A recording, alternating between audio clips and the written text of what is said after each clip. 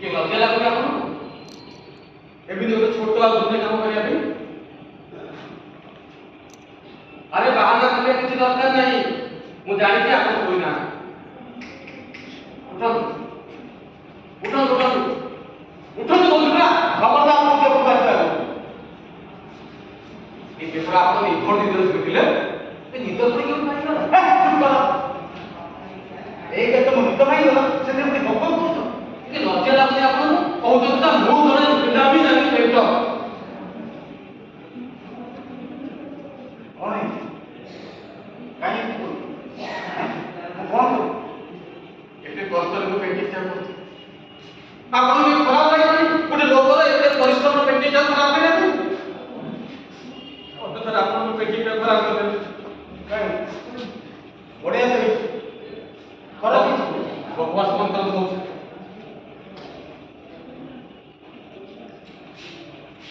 ଅଥଚ ଆପଣଙ୍କ ପେଣ୍ଟିଂ ଖରାପ କରିଦେଲେ।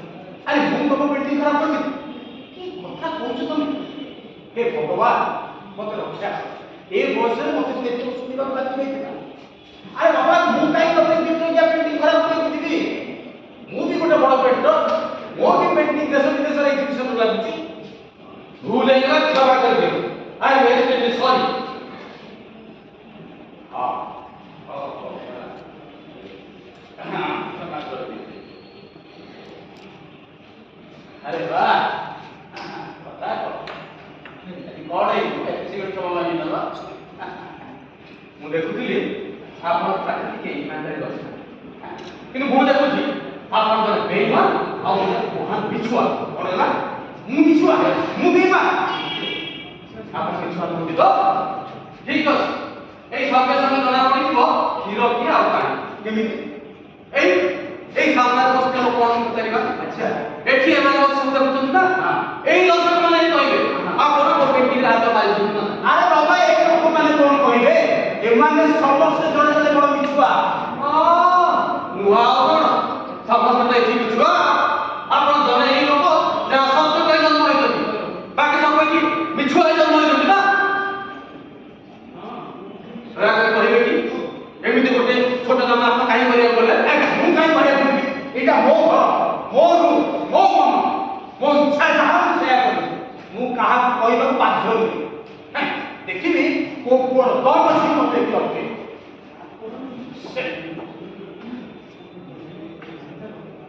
ଆଜ୍ଞା ଆପଣମାନେ କୁହନ୍ତୁ ତ, ୟାଙ୍କର କୋଉ କଥାବାର୍ତ୍ତା ବ୍ୟବହାର ଜଣା ପଡୁଛି କି ଇଏ ଜଣେ ରିଟାୟାର୍ଡ ଆଇଏଏସ୍ ଅଫିସର? ନାହିଁ ନା? ଏକ୍ଜାକ୍ଟଲି ୟାଙ୍କ ସହିତ ଯେବେ ମୋର ପ୍ରଥମେ ଭେଟ ହେଲା, ଏଇ ୟାଙ୍କୁ ଦେଖିଲା ପରେ ଏ ଶାସନ ବ୍ୟବସ୍ଥା ଉପରୁ ମୋ ସମ୍ପୂର୍ଣ୍ଣ ଆସ୍ଥା ତୁଟିଗଲା। ଆଉ ଇଏ ତ କହି କରୁଛନ୍ତି ନା ମୁଁ ଜଣେ ଦାମୀ ଦାମୀ ପେଣ୍ଟର। କିଛି ନୁହେଁ ଆଜ୍ଞା, ସତ କଥା ହେଲା ଇଏ ଯେମିତି ଗୋଟେ ବଡ ବଡ ପଦ ପଦବୀରେ ଥିଲେ ଆଉ ଯୋଉମାନଙ୍କର ୟାଙ୍କ ପାଖରେ କାମ କରୁଥିଲା ସେମାନଙ୍କୁ ଇଏ ଜବରଦସ୍ତ ନିଜ ପେଣ୍ଟିଂ ଦେଖୁଥିଲେ, ଆଉ ସେମାନଙ୍କର ଅନିଚ୍ଛା ସତ୍ତ୍ୱେ ବି ୟାଙ୍କ ପେଣ୍ଟିଂ କିଣିବାକୁ ସେମାନେ ବାଧ୍ୟ ହଉଥିଲେ। କାହିଁକି ନା ୟାଙ୍କ ଠାରୁ ଆଉ କାମ କରିନେବା ପାଇଁ କୌଣସି ଉପାୟ ଇଏ ତ ବାପା ମା ଲାଞ୍ଚ ନିଅନ୍ତି, ଆଉ ସାଙ୍ଗସାଥି କରିକି ୟାଙ୍କ ଠାରୁ କାମ ଆଦାୟ କରିବା ଏତେ ସହଜ କଥା। କୌଣସି ଆଉ ଉପାୟ ନ ପାଇ ବାଧ୍ୟ ବି ଲୋକମାନେ ୟାଙ୍କୁ ପେଣ୍ଟିଂ କିଣିବେ। ଖାଲି ତ ପେଣ୍ଟିଂ କିଣି ଯୋଉ ସମସ୍ୟାର ସମାଧାନ ହେଇଯାଏ ସିଏ ନୁହେଁ। ୟା ପରେ କି ଯାହା ବି ଆହ୍ୱାନରେ ସେ ଲୋକଙ୍କ ଘରକୁ ଚାଲିଯାନ୍ତି ଦେଖିବାକୁ କି ଲୋକମାନେ ୟାଙ୍କର ମହାନ କଳାକୃତିକୁ ନିଜ ଡ୍ରଇଂ ରୁମ୍ କାନ୍ଥରେ ଲଗେଇଛନ୍ତି ନା ନାହିଁ। ମୁଁ ଜାଣେ ତମେ ମୋ ଉପରେ ଇଚ୍ଛା କରୁଛ। ମୁଁ କାହିଁ ଇଚ୍ଛା କରିବି? ନିଜେ ଅଙ୍କିତା ଏସବୁ କଥା ମତେ କହେ। ଅଙ୍କିତାରେ ତୁ ୟା ଭିତରେ ଅଯଥାରେ ପୁରାଣି କରୁଛୁ। ଅଙ୍କିତା ଛଡା ଆମ ଭିତରେ ଆଉ କିଛି ନାହିଁ। ଅନାଦିରେ ଅଙ୍କିତାର ମତ ଭରପୁର ଥିଲା। ସେ ତମ ଗୋଟେ ଲୋକକୁ ତା ଜୀବନ ସାଥୀ ରୂପେ ବାଛି ଦେଇଥିଲା। ନା ନା ନା ନା, ଏଇଟା ହଉଛି ଆପଣଙ୍କ ଚିନ୍ତାଧାରା। এইটা অঙ্কিতা ହିଁ କହୁଥିଲା। ନା ଏଇଟା ତ ଜମା ହେଇପାରେ ନା। ତମେ କହିଦେଲେ କଣ ସତଟା ମିଛ ହେଇଯିବ? ମତେ ବିଶ୍ୱାସ ହେଉନି ଆପଣ ଏତେ ତଳୁ ଖସି କେମିତି କଥାବାର୍ତ୍ତା କରିପାରନ୍ତି। ତଳୁ ଖସି କଥାବାର୍ତ୍ତା ଠିକାରେ ତମେ हाँ बहुत क्या है ससुरा और भी ठाकुर खाई हे भगवान किसी नहीं फोन का बाजू का देखो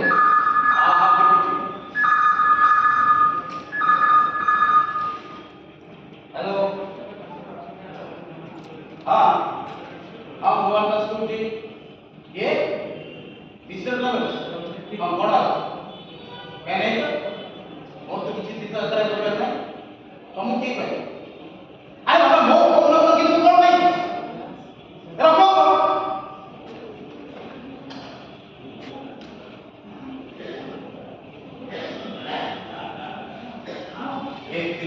ବଦମାସଟା ତମେ କଲ।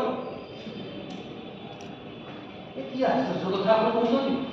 ଏଇଥିପାଇଁ ବି ଆପଣ ମତେ ଦାୟୀ କରିବେ? କିଏ ଜାଣେ ତମ ମନରେ ମୋ ବିରୁଦ୍ଧରେ କଣ ଚାଲିଛି। ମୋ ମନରେ ନୁହେଁ, ଆପଣଙ୍କ ମନରେ ଚାଲିଛି। ବୁଝିଲା?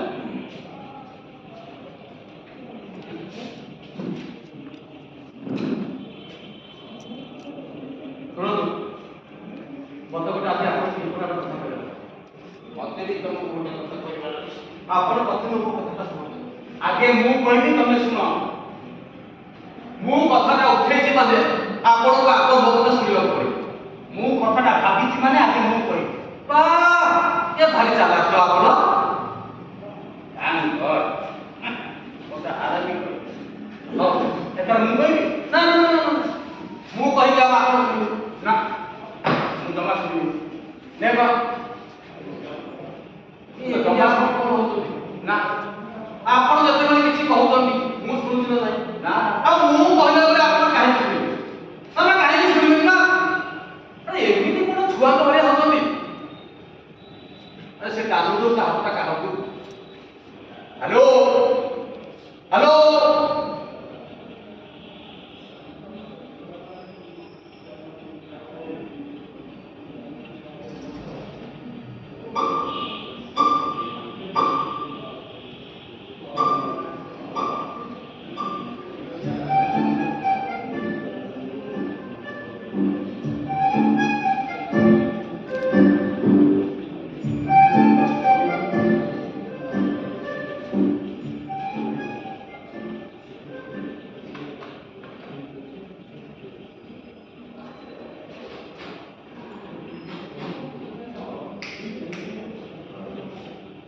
ଏବେ ଶୁଭିଲା?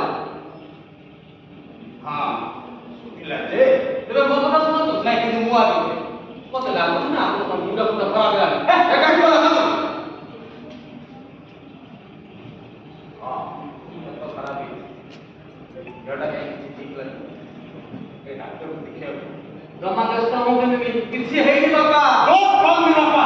I don't like it. ହଉ ହେଲା, କେତେ ଜୋର ଚିଲଉଛନ୍ତି କଣ ପାଇଁ? ନହେଲେ କିଛି ଆସୁନି ଆପଣଙ୍କୁ। ଏମିତି ଅନେକ ଥର ଆଗରୁ ହେଇସାରିଛି ଆପଣଙ୍କ ସହିତ। ଏ ଭଗବାନ ମତେ ରକ୍ଷା କର।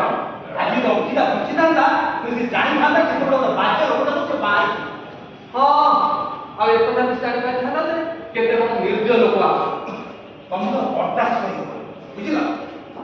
ଆରେ ବାବା ସୌଦା ଚାଉଳଟା ନେଇ ବାହାର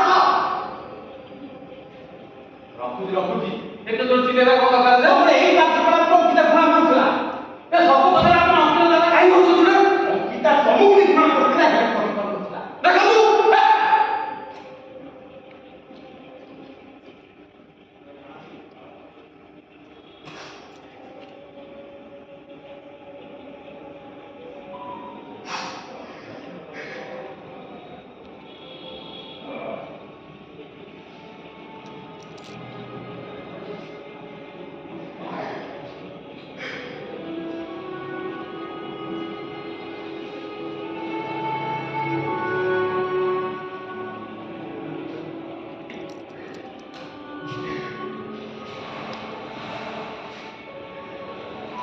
ଆପଣମାନେ ୟାଙ୍କୁ ମଧ୍ୟ ବିଶ୍ୱାସ କରନ୍ତୁ। ଆପଣମାନେ ଜାଣିନାହାନ୍ତି ଅଙ୍କିତା ମତେ କେତେ ଭଲ ପାଉଥିଲା। ସରି, ପାଉଥିଲା ନୁହେଁ, ପାଉଛି, ବହୁତ ଭଲ ପାଉଛି। କାହାକୁ କେଜାଣି କେତେ ରଙ୍ଗରେ ମତେ ରଙ୍ଗେଇ ଦେଇ ମୋ ଜୀବନକୁ ରଙ୍ଗୀନ କରିକି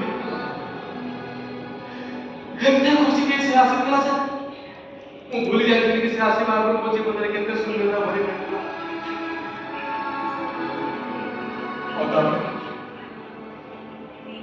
ତାପରେ ସେ ମତେ ଛାଡ଼ି ଚାଲିଗଲା। ଦୂରକୁ, ବହୁ ଦୂରକୁ ଚାଲିଗଲା।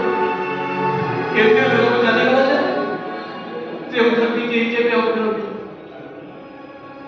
କିନ୍ତୁ ଆପଣମାନେ ଆଜ୍ଞା ବିଶ୍ୱାସ କରନ୍ତୁ, ଏବେ ବି ସେ ମୋ ଆଖପାଖରେ ବଞ୍ଚି ରହିଛି। ଯୋଉଠିକୁ ଅନେକ ବି ସେ ମତେ ଏବେ ଦେଖାଯାଉଛି। ଏବେ ବି ଏ ଘରର ଯେକୌଣସି କୋଣରୁ ତା କଣ୍ଠସ୍ୱର ମୋ କାନ ପାଖରେ ଗୋଚର କରୁଛି। ସେ ମୋ ଠାରୁ ଦୂର ହିଁ ମଧ୍ୟ ମୋ ଠାରୁ ଦୂର ହେଇପାରିବ କି ମୁଁ ତା ଠାରୁ ଦୂର ହିଁ ମଧ୍ୟ ନିଜକୁ ତା ପାଖକୁ ଦୂର କରିପାରିବି।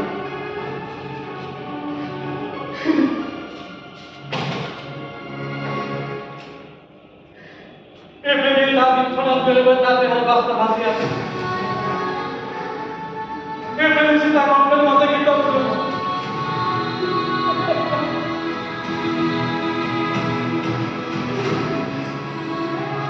ଏବେ ଆଉ ବହୁତ ଦିନ ତା ଭାବନାରେ ମୁଁ ବଞ୍ଚି ରହିଛି। ସେ ମୋ ଭିତରେ ମୋ ଠାରୁ ଅଧିକ ବଞ୍ଚି ରହିଛି ଏବଂ ମୁଁ ନିଜ ଭିତରେ ତା ଠାରୁ ଅଧିକ ମରି ସାରିଛି। ତମେ ଶୁଣିପାରୁଛ ନାହାନ୍ତି ନା? ମୁଁ ଜାଣିଛି ତମେ ଶୁଣିଛ।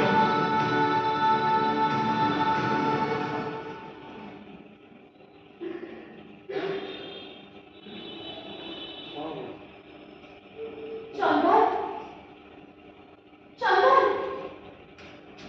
এই দেখো চন্দন আকাশের বাদলগুলো কি সুন্দর দেখা যাচ্ছে। ଆଉ ଆଉ ଏ ରଙ୍ଗୀନ ଫୁଲ ସବୁ ଲାଗୁଛି ଯେମିତି ସବୁ ଏକାଠି ହେଇକି ଆମ ମାନଙ୍କୁ ଛିଡ଼ି ହେଇଯିବ। ଏଇ ସାଙ୍ଗେ ସାଙ୍ଗେ ଆମ ମାନଙ୍କୁ ଛିଡ଼ି ହେଇଯିବ ଚନ୍ଦନ। ତମେ ତ କିଛି ବି ଦେଖୁନ। ମତେ କେବଳ ତମକୁ ହିଁ ଦେଖିବାକୁ ଭଲ ଲାଗୁଛି। ତମେ ହିଁ କେବଳ ମତେ ସୁନ୍ଦର ଦିଶୁଛ। ତମ ଛଡା ଅନ୍ୟ ମତେ ଆଉ କେହି କୋଉଠି ଦେଖାଯାଉନାହାନ୍ତି। ତମ ଛଡା ମତେ କେହି ସୁନ୍ଦର ଲାଗୁନାହାନ୍ତି। କାହିଁକି ଚନ୍ଦନ?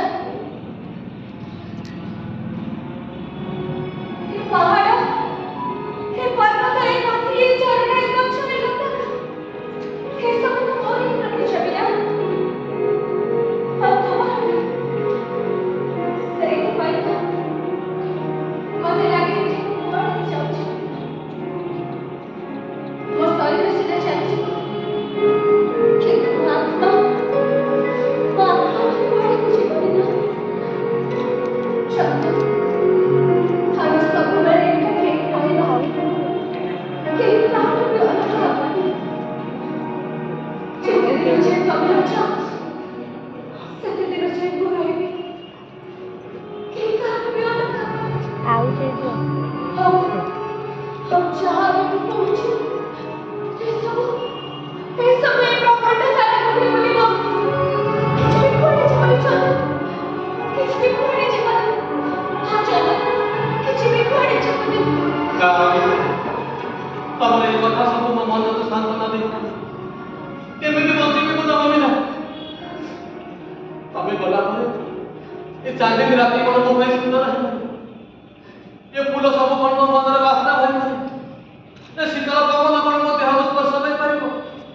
ଆଉ ମୁଁ ଜାଣିନି ତମ ବିନା ମୁଁ ନିଶ୍ୱାସ ନେଇପାରିବି।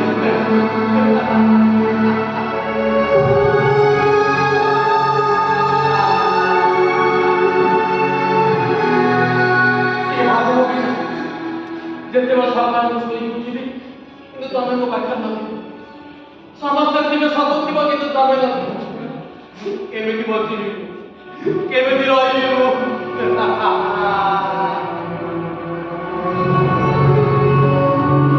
ଏମିତି ହେଇଯିବ କି ମୁଁ ତମ ବିନା ଚାଲିଗଲି ମତେ କୁଆଡ଼େ କିଛି ଦିଶିବନି।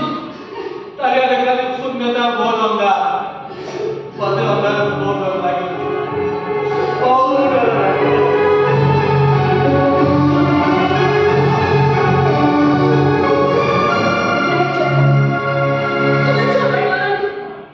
ତମେ ଯଦି ଏତେ ଡରିବ ନା ତାହେଲେ ମୋର ଜୀବନ ମୁସ୍କିଲ ହେଇଯିବ। ମୁଁ ଯାଇ ହିଁ ପାରନ୍ତିନି। ଯାଇ ହିଁ ପାରନ୍ତିନି।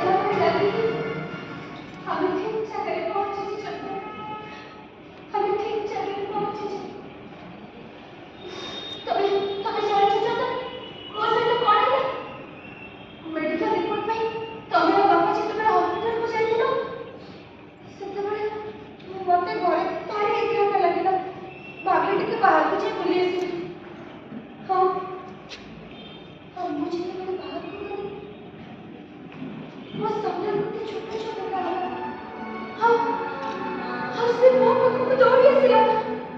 ମତେ ଲାଗିଲା ସେ ମତେ ଚିହ୍ନିଛି ଆଉ ଜାଣିଛି। ଚାରିଆଡ଼େ ଦେଖିଲୁ, କେହି କୁଆଡ଼େ ବି ଦେଖାଗଲେନି। ଆଉ ସେ ଛୁଆ ମୋ ପାଖକୁ ଦୌଡ଼ି ଆସି ମୋ ସହିତ ଖେଳିବାକୁ ଲାଗିଲା। ମୁଁ ବି ତା ସହିତ ଖେଳିଲି। ଆମେ ଦି ଜଣ ଖେଳିଲୁ, ଖାଇଲୁ, ନାଚିଲୁ, ବହୁତ ମଜା କଲୁ। ଗୋଟିଏ ଅଞ୍ଚଳ ଅଚିହ୍ନା ପିଲା ତା ନିଜକୁ ମୋ ଭିତରେ ହଜେଇଦେଲା।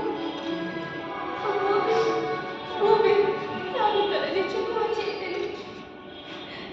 ଆଉ ଗଲାବେଳେ ସେ ଛୁଆଟା କହିଲା, ଆଣ୍ଟି କାଲି ଆସିବେ, ଆମେ ପୁଣି ଖେଳିବା।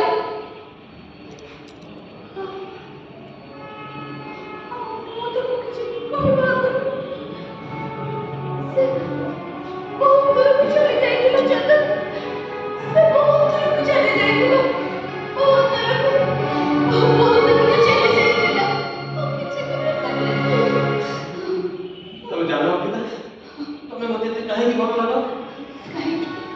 କାହିଁକି ନା ତମେ ସମସ୍ତଙ୍କୁ ଆପଣା କର। ତମକୁ ଲାଗେ କି ଏ ଦୁନିଆର ସମସ୍ତେ ପରସ୍ପରକୁ ଚିହ୍ନିଛି, ଜାଣିଛି। ଏ କେତେ ସୁନ୍ଦର କଥା।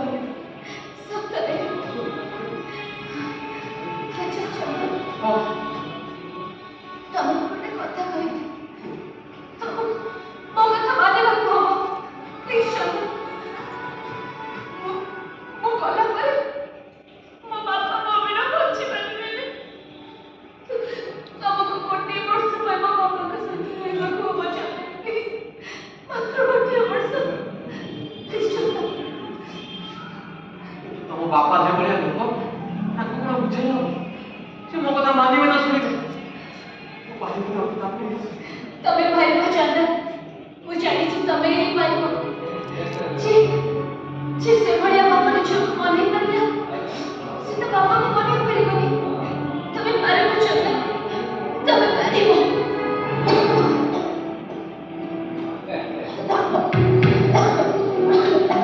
ପ୍ଲିଜ୍ ଚନ୍ଦନ, କଥା କୁହ ମତେ।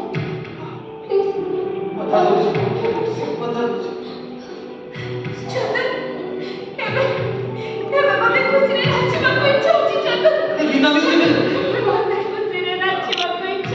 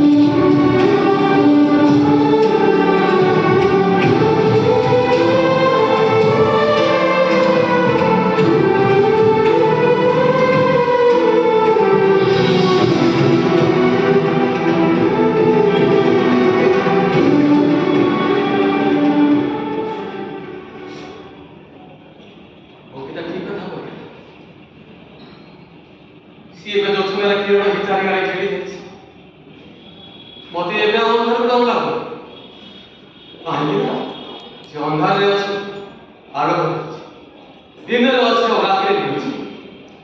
ସବୁ ଦୃଶ୍ୟ ଭିତରେ ଅଦୃଶ୍ୟ ହୋଇ ସେ ମତେ ସବୁଠି ଦେଖାଯାଉଛି। ସେ କହିକି ଯାଇଛି ସେ ଗଲା ପରେ ତା ବାପାଙ୍କ ସହିତ ଗୋଟେ ବର୍ଷ ରହିଲି ଆଉ ଆଜି ଗୋଟେ ବର୍ଷ ପୁରା ହୋଇଯାଇଛି। ଆଜି ଏଠୁ ଚାଲିଯାଏ।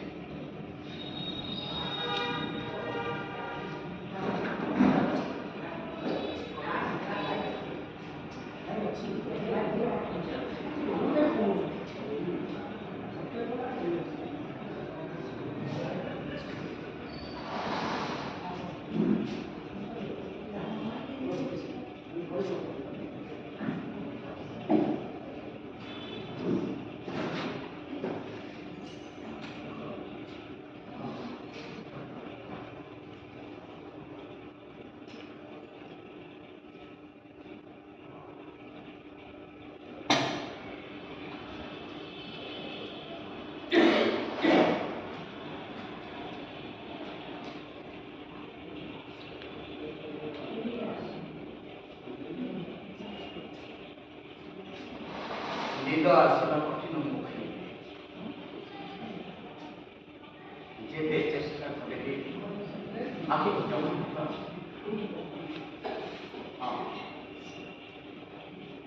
ଥିଲା ଏମିତି ବସି ବସି ଗଭୀର ନିଦ୍ରାରେ ଶୋଇପଡ଼ିଲି। ଆଉ ଏତେ ଗଭୀର ନିଦ୍ରାରେ ଶୋଇପଡ଼ିଥିଲି ଯେ କେତେ କେତେ ସୁନ୍ଦର ସ୍ୱପ୍ନ ସବୁ ଆସିଥିଲା। ଆଉ ସେ ସବୁ ଗୋଟି ମନେ ପକେଇବାକୁ ଚେଷ୍ଟା କଲେ ପୁରୀ ନିଦକୁ ଦେଖିକି ଅଙ୍କିତାର ମା ତୁମ ଉପରେ ଚିଡ଼ି ଯାଉଥିଲା। ଯେମିତି ଆଜି ମୁଁ କିଛି ଲୋକଙ୍କ ଉପରେ ଚିଡ଼ି ଯାଉଛି ଯେଉଁମାନେ କି ପାର୍କ ଆଉ ପ୍ଲାଟଫର୍ମରେ ଘଣ୍ଟା ଘଣ୍ଟା ଧରି ଆଁକୁ ଶୋଇ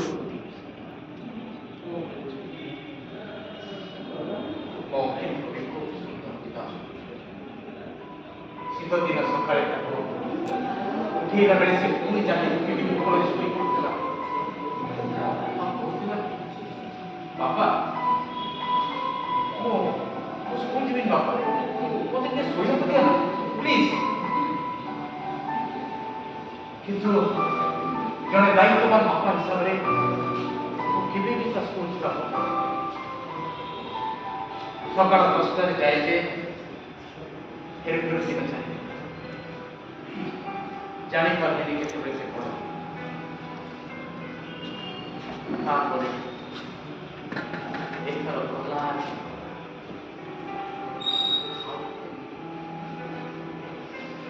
ଗୋଟେ ଗଛ ନୀରବତା ହେଇକିରି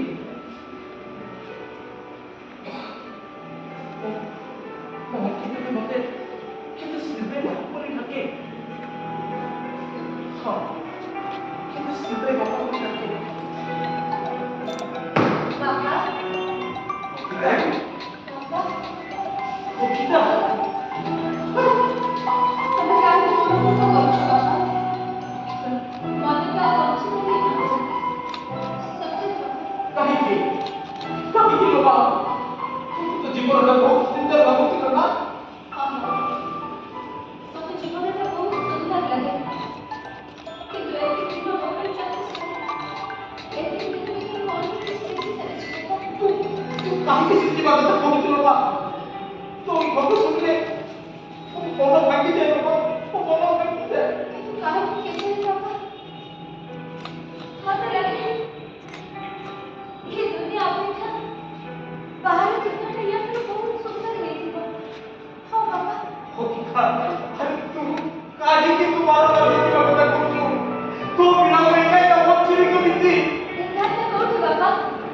ଚନ୍ଦନ ପରା ଅଛନ୍ତି। କାହିଁକି ସେ ବଦମାସ ତାକୁ ମୋ ବେକରେ ଛପି ନେଇଯାଇଛୁ? ମାତ୍ର ଗୋଟିଏ ବର୍ଷ ପାଇଁ ବାପା, ମାତ୍ର ଗୋଟିଏ ବର୍ଷ ପାଇଁ। ତୁ କାହିଁକି ସେ ଜୀବନ କଥା କହୁଛୁ? ବାପା ତମ ମୋ ବାପା ନା ହଁ ସେ ସବୁବେଳେ ମୋ କଥାକୁ ମାନି ଆସିଛନ୍ତି, ଏମିତିକି ସବୁ ଚିଠିକୁ ପୂରଣ ମଧ୍ୟ କରିଛନ୍ତି। ଆଉ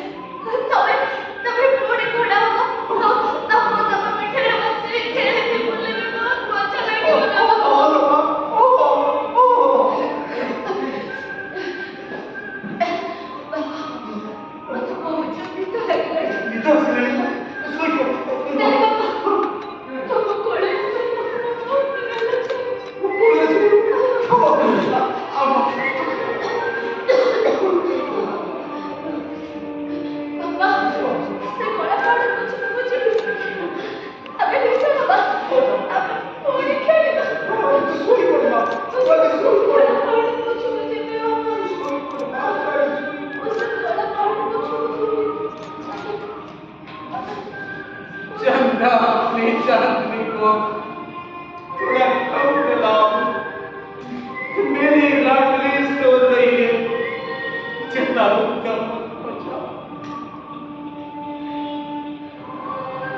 बातें इंसान बचना थोड़ा कम दिलाओ, मेरी लाडली सो रही है, चिताओ कम बचाओ।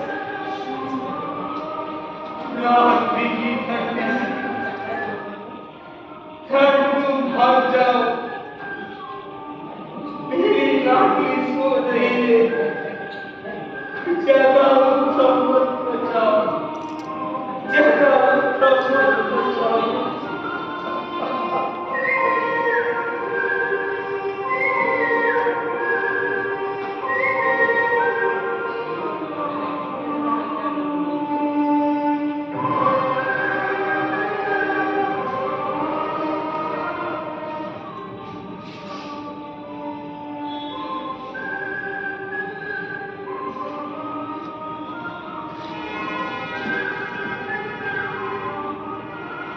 जो आज के तेरे पूरे स्वागत चली पर बहुत कष्ट है, जीवन सब विश्व से ता ऊपर ये गोटे समस्या आपको केवल यही पाई वर्ष लाल कितली कहीं कि ना वो झील कहीं की जाइला से मो सहित वर्ष रहिला पाई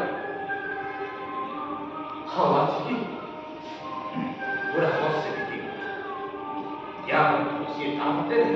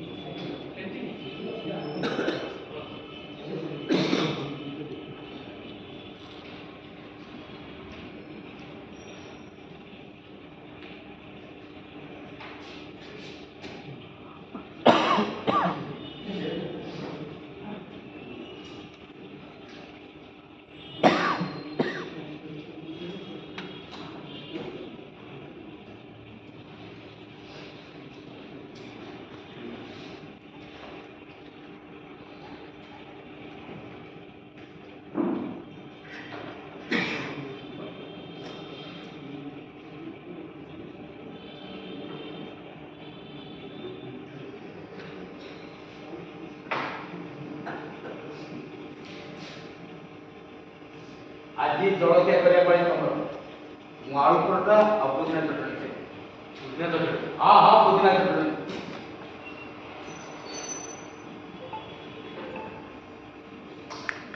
जलखिया भला चाहिए आज आपंकर पाई तमें एक जिस वर्क करूछ बोली तुम सब दिन चा जलखिया करे आ तुम से भटिया चा मु बोले खाली बुझिल कल रात आप लाइट बंद करके अच्छा अब नियम अनुसार आज आप जलखिया करेगा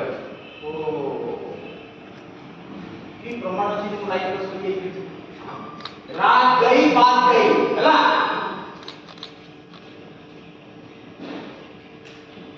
एमिति केमिति आपण कहि पारନ୍ତି हेलो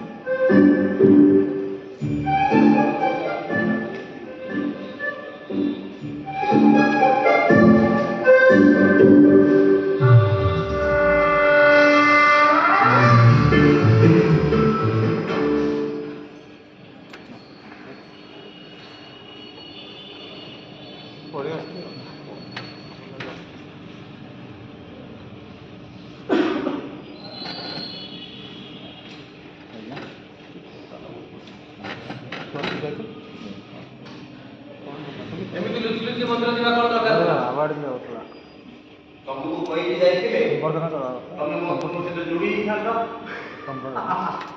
ମୁଁ ଜାଣିଛି ଆପଣ ମତେ ଡରନ୍ତି ଲାଇଟ୍ଟା ସମ୍ଭବ ମୁଁ ମନ୍ଦିର ଗଲେ କାଳେ ଭଗବାନ ମୋ କଥା ଶୁଣି ନେବେ ଆଉ ମୋର କିଛି ଭଲ ହେଇଯିବ କିନ୍ତୁ ଏ କଥାଟା ଆପଣ ଜାଣନ୍ତି अच्छा तुम एते बड़ ज्ञानी सब ଜାଣିପାରୁଛ ମୋତେ ପଚାରିବାର କାରଣ ମୋ ଆଡ଼େ ଯାଅ ଯାଇକି ଜଳଖିଆ ତିଆରି କର ମୋତେ ଭାଗ୍ୟ ଭୋକ ହେଲାଣି। ହଁ ଶୁଣ ମୋ ଚଷମାଟା କୁଆଡ଼େ ସେ ଲଗେଇବ ମୁଁ କାହିଁ ଦେଖିବି ମୋର କଣ ଆମ ଦଶ ମତେ ମୁଁ ତ ୟଙ୍ଗ ଅଛି ମତେ ସବୁ ଦିଶୁଛି କୋଉଠି ରଖିଥିଲି ଆରେ ବାବା ଏଇଠି ରଖିଥିଲି ଖୋଜ ତାକୁ ମତେ ଭୋକ ଲାଗିଲାଣି ମୁଁ ଜଳଖିଆ ଦେବି ରୁହ ଗୋଟେ ମିନିଟ୍ ଏତେ ଡ୍ରାମା କରିବା ଦରକାର ନାହିଁ ମୋ ଚଷମା କୋଉଠି ରଖିଛ ମତେ ଭୋକ ଲାଗିଲା ଜଳଖିଆ ଦେବି। ଆରେ ମୋ କୁକୁର ମୁଁ ତାକୁ ଜଳଖିଆ ତିଆରି କରି ତମେ ଆଗେ ମୋ ଚଷମା ଖୋଜ।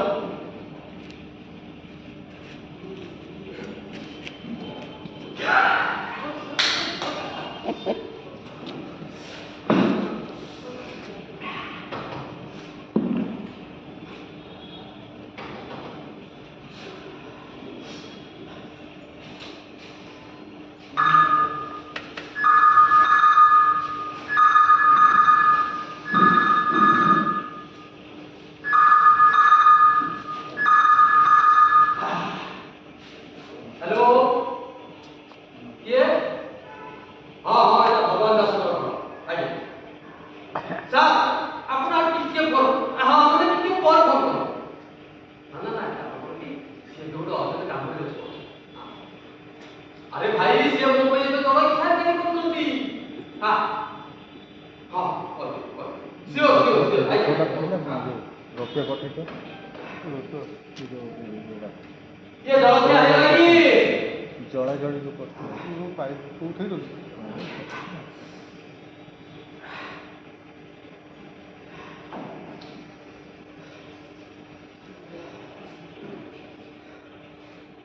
ଜଳଖିଆ ହେଇଗଲା ଦିଅନ୍ତୁ ଦିଅନ୍ତୁ ମତେ ଦିଅନ୍ତୁ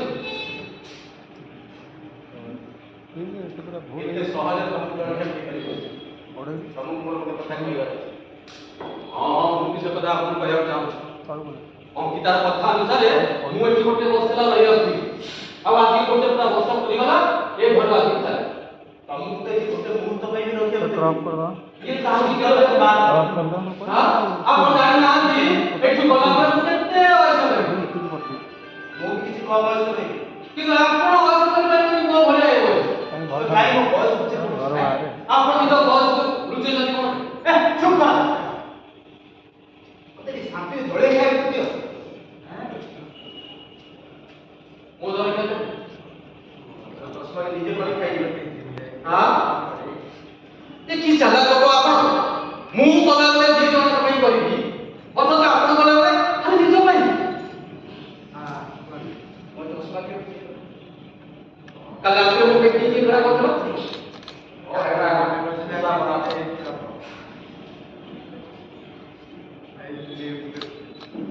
ଏମିତି ଆପଣ ଏକା ଏକା କେମିତି ଖାଇ କରୁଛନ୍ତି ମୋ ଶାସ୍ତ୍ରରେ ଲେଖା ହେଇଛି ଏକା ଏକା ଖାଇବେନି କି ଆଜି ଥିବ ଶେଷ ରାତି ମତେ ବି ଭଗବାନଙ୍କୁ କାହିଁକି କହିବାର ଅଛି ସେଥିପାଇଁ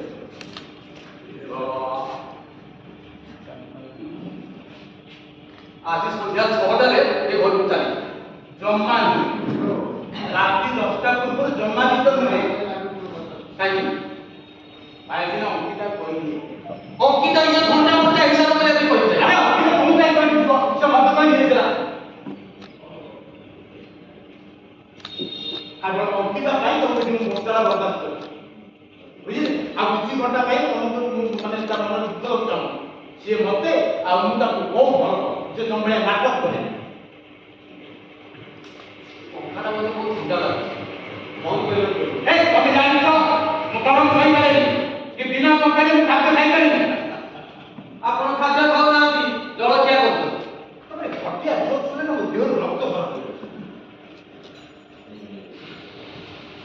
ଯା ତମେ ପାଇଁ ଗୋଟେ ରୁଟି କରିଛି ଯାଇ ଖାଇଦିଅ ଆରେ ଏବେ ତ ଯୋଉ ଟଙ୍କା ଚଲା ତମେ ସେ ପଡ଼ୋଶୀ ଘର କୁକୁର ଏ ତମେ ଆପଣ କୁକୁର ପାଇଁ ଖାଇବା କରିପାରିଲେ ଅଥଚ ମୋ ପାଇଁ କୁକୁର ପରିକା କୁକୁର ନା ନା ସିଏ ମତେ ମୁଁ ତାକୁ ହଁ ସେଥିପାଇଁ କି ଆପଣ ଯୋଗ୍ୟ ଆରେ ତମେ ତ ସେଥିପାଇଁ ବି ଯୋଗ୍ୟ ନୁହଁ ହେ ଭଗବାନ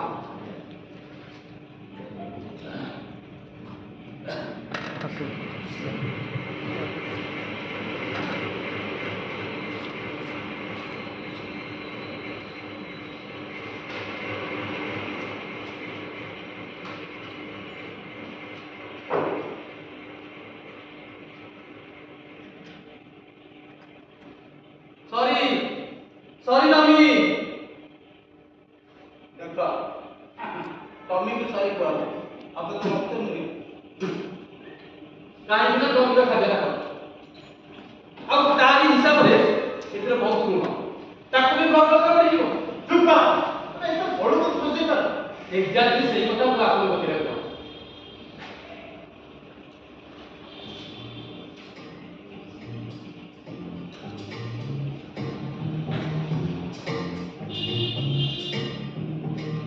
ଆରେ ଏ ସେ ଟୋକାଟା କଣ ଆଜି ଘରେ ଅଛି? ଆଜି ଛୁଟି ନୁହଁ ତ? ନା ତ ଆରେ ସେ ଝିଅଟା ତ ବହି ନେଇକି ବାଲକୋନିକୁ ବଢ଼ିଆ ବାହାରେ ଆସିବ ଆରେ ହଁ ତ ଏଠି ଆସିବ ନା ଇଏ ଦେଖନ୍ତୁ ନା ସେ ଝିଅଟା କେତେ ବଢିଆ ସେ ପୁଅଟାକୁ ଇଶାରାରେ ବୁଝଉଛି ହେଲେ ସେ ଦବାଟା ଟିକେ ବି ବୁଝିପାରୁନି ଅଧ ବୁଝିପାରୁନି। ହଁ ସତରେ ବଢ଼ିଆ ଝିଅଟେ କାଲି ତା ସହିତ ମୋର ବାର୍ତ୍ତା ଦେଖା ହେଇଥିଲା ଏକୁଟିଆ ଥିଲା ନା ଆଉ ଦି ଜଣ ଯାକ ହାତ ଧରା ଧରି ସତରେ ଭଲ ପାଇବାଟା କେତେ ବଢ଼ିଆ ହଁ ହଁ କଣ ଏ କଥା ପୁଣି ଆପଣ କହୁଛନ୍ତି ଏ? ଏ କଥା ଆମକୁ ଜମା ବିଶ୍ୱାସ ହେଉନି। ମୋର ଅଙ୍କିତାର ପ୍ରେମ ବେଳକୁ ଆପଣ ଏଇ ଆକାଶ ପୃଥିବୀକୁ ଏକ କରିଥିଲେ ସେତେବେଳେ ତ ଆପଣଙ୍କୁ କେବଳ ଜମା ପସନ୍ଦ ଲାଗୁନଥିଲା ଏଇ ଅଚାନକ ଆପଣଙ୍କୁ ପ୍ରେମଟା ବଢିଆ ଲାଗିଲା। ଆରେ ବାବା ପ୍ରେମଟା ଭଲ ଯଦି ଦି ଜଣ ଯାକ ଭଲ ହେଇଛି ଆଉ ସେଠି ଯଦି ତମ ଭଳିଆ ଛୋଟିଆ ଲୋକ ହେଇଥିବ ତେବେ କେତେ ଛୋଟ ବାବୁ same to you same to ଇଏ କିଏ କୋଉ କାମରେ କିଏ ନୌକା କରିଲେ କିଏ ହ୍ୟାଲୋ ହଁ ଅଛନ୍ତି ଆଜ୍ଞା ଏଇ ଆପଣଙ୍କର ଫୋନ୍ ଏଇ କିଛି ସମୟ ଆଗରୁ ସେ ଫୋନ୍ କରିଥିଲା ହଉ ହେଲା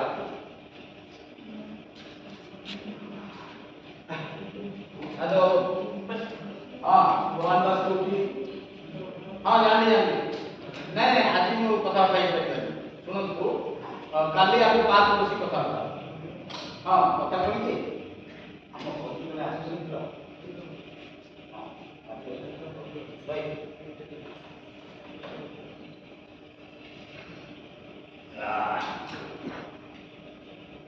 ଘରକୁ କିଏ ଜଣେ ଆସିବେ ଆପଣ ବି ଏବେ ବହୁତ ଜିନିଷ କଥା ନେବାଟା ଆରମ୍ଭ କରିବେ କଣ ହେଇଛି ଆପଣଙ୍କର ଏଇଟା କାହା ଫୋନ୍ ଥିଲା ତାପରେ କଣ କର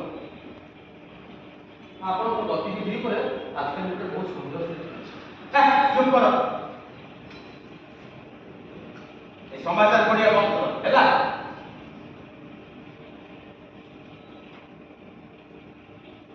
ଆରେ ଚନ୍ଦନ ଦେଖିଲ ସେ ଝିଅଟା ବାସନୀକି ଆସିକି ଗୋଟକୁ ଛାଡୁନି ତା ମା ତ ପଛକୁ ଦେଖିନେଲା ସେ ଭଗବାନ କେମିତି ସେ ଧରା ପଡିଯିବ এই চন্দন আরে কি যাও যাও দেখো না ମୁଁ ওরা ଦେଖିପାରିବି চন্দন চন্দন যাও নি দেখো আরে দেখো না চন্দন ଆରେ ହଁ ତ ତା ମା ତାକୁ ଦେଖିଗଲାଣି হ্যাঁ ଛୁଟି ଧରିକି ଘୋଷାରି ଘରେ ଶୁଣୁ ନେବା ଏ ଭଗବାନ ସେ କିଏ ବାହାର ଖୋଲି ତ ସେ ଧରା ପଡ଼ିଲା ଯେ ଯୋଉଟା ମାଛଟା ଖାଇବ ନା ଓ ଏବେ ସେ କାନ୍ଦୁଥିବ ନା ମୁଁ କାହାର କାନ୍ଦ ଦେଖିପାରିବିନି ଏବେ ବି ସେ କେତେ ଖୁସି ଜଣା ପଡୁଥିଲା ଏ ଭଗବାନ ଏ ଆଖି ଖୋଲି ଦେଖନ୍ତୁ ସେମିତି ଜମା କିଛି ନେଇନି କି ପିଲାଟେ ଭଳିଆ କଣ ଦୌଡ଼ି ଯାଉଛନ୍ତି ଯିବ ନିହାତି ଗୋଟେ ବାଜ୍ୟ ଲୋକ ବୁଝିଲ ଏଇଠି ମତେ ଡରେଇ ଦେଇଥିଲ ନା ହେଲେ ଯାହା କହୁଛ ମଜା ଅଛି ବିଚାରି ମାଡ଼କୁ ବଞ୍ଚିଗଲା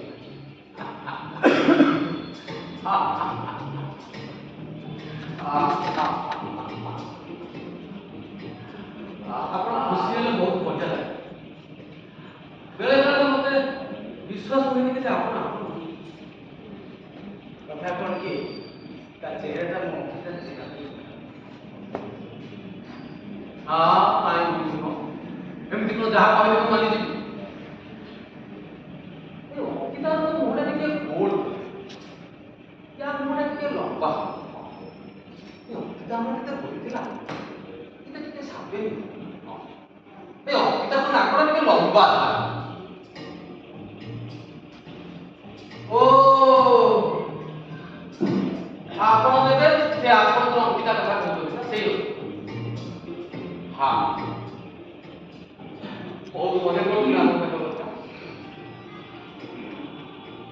କହିଲେ ଏଇ ମୌକାରେ ଆମ ଅଙ୍କିତାର ନାଁ ବିଷୟ ଲୋକଟା ଟିକେ କହୁଛି। ଆରେ ଏଇ କଥା ମୁଁ ତୁମକୁ ଆଗରୁ କେତେଥର କହିଥିଲି? ଏଇଟା ୟା ପରେ ମୁଁ ଚାଲିଯିବି। ଆଉ ଆପଣ ବି ଏଇ କଥାକୁ କେତେ ବଢିଆ ସେ କହନ୍ତି ଯେ ଯେତେ ଥର ଶୁଣିଲେ ବି ବହୁତ ମଜା ଲାଗେ। ତମେ ନା ବେଳେବେଳେ ପିଲା କରିବା ଭାରି ଆଉ ପରେ ଠିକ ଅଛି ସେ ଚେୟାର ଆଣି ପକେଇ ବସ।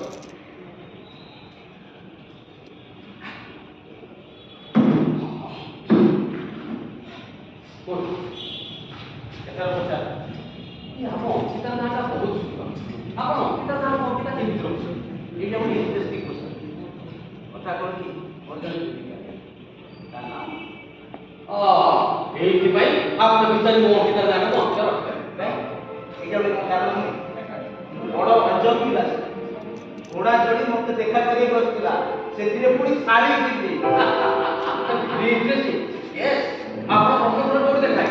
ପ୍ରଥମେ ଆମେ ଗୋଟେ ବାର୍ ଦେଖାଇଲୁ, ସେଥିରେ ପୁଣି ନିଶା ଦେଖିବା ଆଉ ସେତେବେଳେ ବହୁତ ସୁନ୍ଦର ଦିଶୁଥିଲା। ନିଶାରେ ଥିଲାବେଳେ ହଁ, ନିଶାରେ ଥିଲାବେଳେ ତା ଗାଲ ଦିଟା ଆକାଶର ତାରା ପରି ଚିକ୍ ଚିକ୍ କରୁଥିଲା। ନା ନା ନା ଏମିତି ହେଇପାରେ ନା। ଏମିତି ବିଚିତ୍ର କଳ୍ପନା କେବଳ ଆପଣ ହିଁ ପାଇପାରିବେ। ଯା, ତାହା ଠିକ୍। ତାହେଲେ ଠିକ ଅଛି, ମୋର କିଛି କହିବାର ନାହିଁ ହେଲା। କାଇଁ କଣ ହେଲା? ଆଗରୁ ତ କହୁଥିଲ ବଢିଆ ବଢିଆ ବଢିଆ, ଏବେ କାହିଁକି ବିଚିତ୍ର? ବଢିଆ ବଢିଆ ବଢିଆ ବଢିଆ ବଢିଆ ତ କହିଲି। କୁହନ୍ତୁ ନା ଆସୁଛନ୍ତି। ପ୍ରଥମ ଦେଖେନ ଆମର ପ୍ରେମ ଆଉ କାହିଁ ସେ ପ୍ରଥମେ ମତେ ଆଇ ଲଭ୍ ୟୁ କହିଥିଲା। ନା ନା ଯାହା ମିଛ କଥା ଆପଣ କହିବେ। ଆରେ ବାବା, এই কথাটা প্রথমে ଯିଏ ଶୁଣିବ ସେ ସିଏ ହିଁ ଭାବିବ, ହେଲେ କଥାଟା କିନ୍ତୁ ସତ। ତାହେଲେ ତ ସେ ବହୁତ ବୋଲ୍ଡ ଥିଲା। ଖାଲି ବୋଲ୍ଡ ନୁହଁ, ବୋଲ୍ଡ ଆଉ ବିୟୁଟିଫୁଲ। ତାପରେ କଣ ହେଲା? ମୋ ଉପରେ ସେ ଖାଲି ବୋଲ୍ଡ ନଥିଲା, ମତେ ସେ ଶୁଣୁଥିଲା। ଆଉ ତାପରେ କଣ ହେଲା? ତାପରେ ଆମ ଦୁଇ ଜଣଙ୍କର ଦେଖା ସାକ୍ଷାତ ଚାଲିଲା। ଚାରିଦିନ ରାତିରେ ଖୋଲା ଆକାଶ, ଦିନ ଗଡ଼ି ଚାଲିଲା। ସମୟ ସହିତ ଆମେ ସେଦିନ ସବୁ କେତେ ବଢିଆ ଥିଲା। ବେଶୀ ଦିନ ହେଇଗଲା। ଏଇ ତ ବଡ ଦୁଃଖ। ହଁ, ଦୁଃଖ କାହିଁକି ନା ଆମକୁ ଅଲଗା ହବ। କାହିଁକି? କାହିଁକି ନା ମୋ ବାପା ମୋତେ ବିବାହ କଲେ। ଆଉ ଆପଣ ବି ତାଙ୍କ କଥା ମାନିବେ। ବାଧ୍ୟ ହେଲି। ସେଇଦିନ ପ୍ରଥମ କରି ଜାଣିଲି ଯେ ମନ ଭାଙ୍ଗିଗଲେ କେତେ କଷ୍ଟ ହୁଏ। ଆଜି ମୁଁ ତାର ସେ କିଲିକିଲି ହସ ମୋ ଆଖି ଆଗରେ ନାଚି ଉଠେ, କେତେବେଳେ ଦିନରେ ତ କେତେବେଳେ ରାତି। ଏଇଟା ହିଁ ସଚ୍ଚା ପ୍ୟାର। ଆଉ ତାଙ୍କରି ସ୍ମୃତିରେ ବିଚାରି ମୋ ଅଙ୍କିତା ନାଁଟାକୁ ଅଙ୍କିତା ରଖିଛି। ୟାକୁ ହିଁ କହନ୍ତି ସଚ୍ଚା ପ୍ୟାର। प्यार हुआ रे, प्यार हुआ रे, प्यार हुआ रे, प्यार हुआ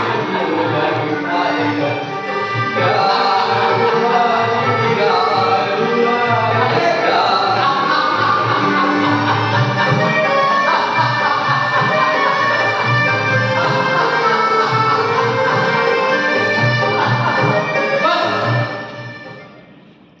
ଏଇଠି ମୋର କାହାଣୀ ସରିଲା ହେଲା। ଆଜିକି ବର୍ଷେ ପଡିଲା, ଆଉ କେବଳ ଏ ବର୍ଷକ ଯାକ କେବଳ ଅଙ୍କିତା ପାଇଁ ମରି କରି ସମ୍ଭାଳିଛି।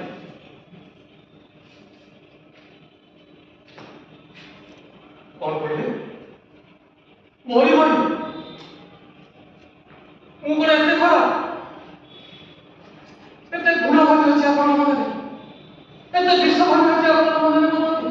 ଏତେ ଆଉ ଡ୍ରାମା କରିବା ଦରକାର ନାହିଁ। ମୋ କହିବା କଥା ହେଲା, ମୁଁ ତମ ସାଥିରେ କେମିତି ଗୋଟେ ବର୍ଷ ବିତେଇବି ମୁଁ ଜାଣିପାରେ। ବାସ୍। ସତ କହୁଛନ୍ତି?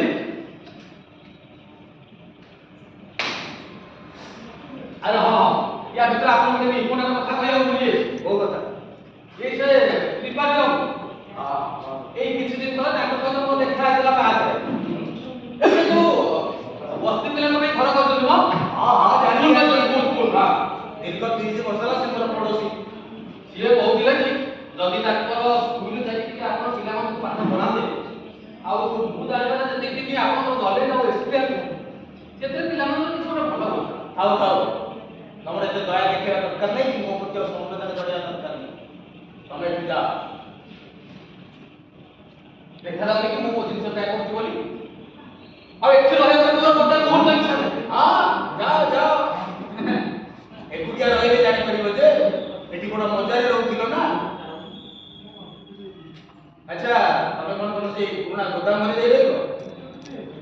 ଯୋଉଠି ପୁରୁଣା ବୈଠକ, ପୁରୁଣା ପୁରୁଣା ସୋଫା, ପୁରୁଣା ଆଲମିରା, ଅଙ୍କିତ ତମେ କେମିତି ରହୁଥିଲା?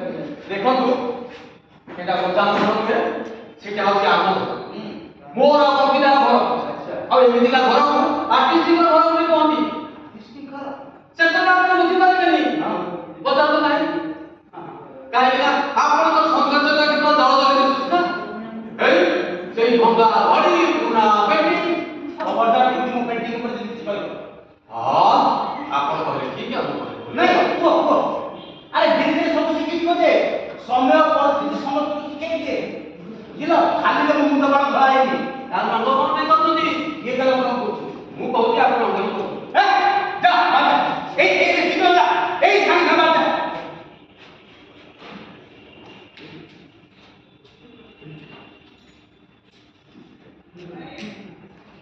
ରସଟା ଆକୁ ଜମା ହଲିଦିନ କରିଛୁ ଏରେ ବଡ଼ ବାଜେ ଲୋକ ହେଇଛି। ଆବାଜରେ କହୁଛନ୍ତି ଆପଣ ମୁଁ ତ ଟଙ୍କା ଆପଣ କହୁଥିଲେ ଆପଣ କଣ ମୁହଁକୁ ଦେଖିବାକୁ ଚାହୁଁନି? ମୁଁ ଅଛନ୍ତି ସବୁ ଦେଇ ଆପଣ ମୋ ମୁହଁ ଆରେ ଦେଖାଉଛି। ତମେ ଚୁପ୍ ହେଇକି ରହିବ। ଆପଣ ଚୁପ୍ ହେଇକି ରହିବେ।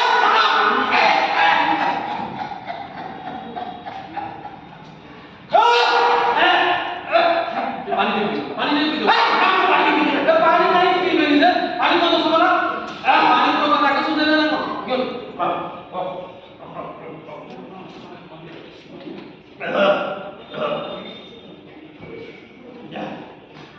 ଥରେ ଯଦି କେବେ ମୋ ମୁଣ୍ଡ ବାଳ ଧଳା କରିବା କଥା କହିଛ ତେବେ ମୋ ଠୁ କେହି ଖରାପ ହେବେନି।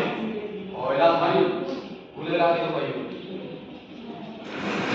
ତମେ 15 ବର୍ଷ ଯାଏ ଶେଷରେ କଣ କରୁଛ? ମୁଁ କେବେ କାହାକୁ କହିଥିଲି? 15 ବର୍ଷ ନୁହେଁ 8 ବର୍ଷ। ସବୁ ପିଲା ହିଁ ଏମିତି କରନ୍ତି। ଏଥିରେ କାହାକୁ କଣ କହିବାର ଅଛି ଯେ? ଏ କଥା ନିଶ୍ଚୟ ଆପଣ ଅଙ୍କିତା କହୁଛନ୍ତି। ଅଙ୍କିତା କହିଛି ତାର ଆଉ କିଛି କାମ ନାହିଁ। ଏ ମୋ ସେଇ ଧଳା ଶାଖା ଦେଖୁଛନ୍ତି କି? ଆଉ ମୋତେ ଜଣାପଡ଼ିବ। ଆରେ ଏଇଠି ତ ରଖିଥିଲି 3 ଦିନ ଦେଖିଥିଲି ମୁଁ। ଓ ସେଇଠି ଧଳା ଶାଢ଼ୀଟା ତ ଯୋଉଟା ବଢ଼ିଆ ହେଇଯିବ ଘରକୁ ବେଶୀ ପିନ୍ଧନି। ହଁ ସେଇଟା। ତାର ଉପର ମୁଣ୍ଡଟା ପିନ୍ଧି ହଁ ପରା କହିଲି ସେଇଟା। ଆପଣ ଦେଖିଛନ୍ତି କି? ଆପଣ ତାକୁ କୋଉଠି ଲୁଚେଇ ରଖିଛନ୍ତି ମୋତେ କାଢି ଦିଅ। ମୋର ତ କିଛି କାମ ନାହିଁ। ତମ ଧଳା ଶାଢ଼ୀ ଲୁଚି ରଖିଥିଲି ଆଉ ସବୁବେଳେ ତ ଅନ୍ୟ ଦୋଷ ଗୋଟେ ବାଜେ ଅଭ୍ୟାସ ହେଇଗଲାଣି। ବୁଝିଲ?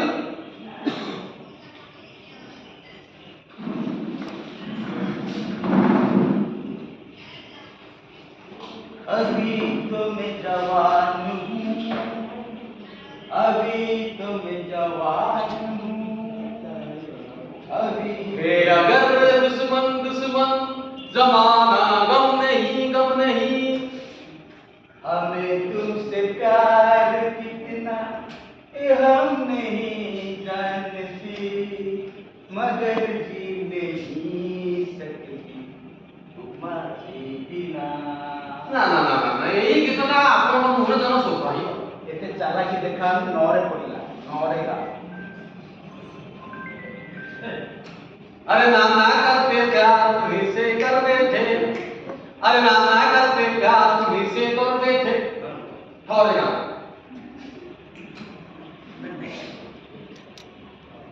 सरंगा तेरी याद में सारा में सौ में ठो ठो ତମେ ଜାଣିଛ ଥରେ ଗାଇଛ ତୁମେ ଜାଣିକି କାହିଁ ସବୁବେଳେ ଥରେ ଗାଇଲେ ବୁଝୁକି ତ ତାପରେ ତମେ ତ କହିଥିଲ ଥରେ ନ ଗାଇ ପାରିଲେ ଥରେ ଗାଇଲେ ଚଳିବ।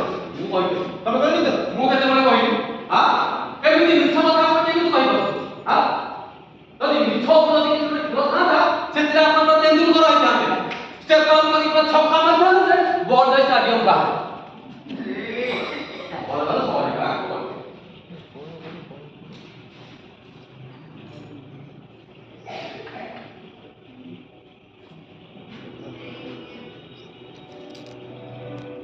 ଏ କଥା କହିଥିଲି କେତେ ଶୀଘ୍ର ଯେ ଗୋଟେ ବର୍ଷେ କରିପାରିବ।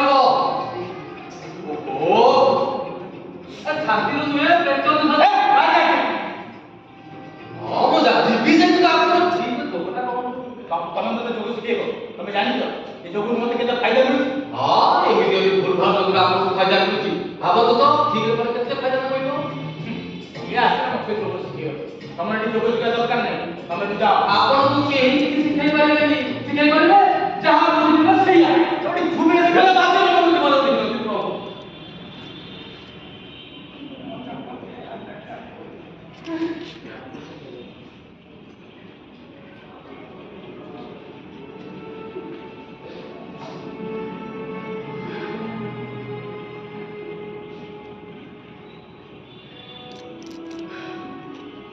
चंदन कौन है ଅବିକା ମୁଁ ୟାଙ୍କୁ ପାରିବିନି ଏତେ ଶୀଘ୍ର ହାର ମାନିଯାଉଛୁ କାହିଁକି ଚନ୍ଦନ ତମେ ପାରିବନି କିଏ କହିଲେ ତମେ ପାରିବନି ମୁଁ କହିଲି ଲୋକ ତ ଶୁଣିବେ ବୁଝିବେ ବୁଝିବେ ଆଉ ଶୁଣିବେ ତାଙ୍କ ଭଳିଆ ଅଭିନୟ ଲୋକଙ୍କୁ ଯଦି କିଏ ବୁଝେଇ ପାରିବ ସେମାନେ ତମେ ପାରିବ ଚନ୍ଦନ ଏତେ ଶୀଘ୍ର ହାରିଛ ମୋର ବିଶ୍ୱାସ ଅଛି ତମେ ନିଶ୍ଚୟ ପାରିବ ମୁଁ ଜାଣିଛି ଚନ୍ଦନ ତମେ ହିଁ ପାରିବ ମୋର ତମ ଉପରେ ବିଶ୍ୱାସ ଅଛି ତମେ ପାରିବ ଚନ୍ଦନ ତମେ ପାରିବ ଚନ୍ଦନ ତମେ ପାରିବ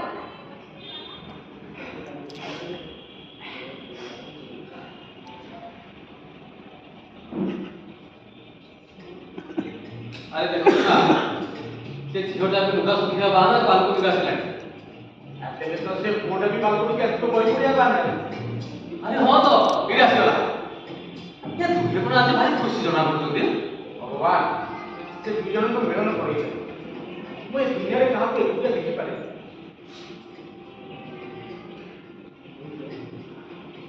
ଆପଣଙ୍କୁ ଏକୁଟିଆ ଆପଣ ବହୁତ ଭଲ ଲାଗେ ନା କାହିଁ ତମକୁ ଲାଗେନି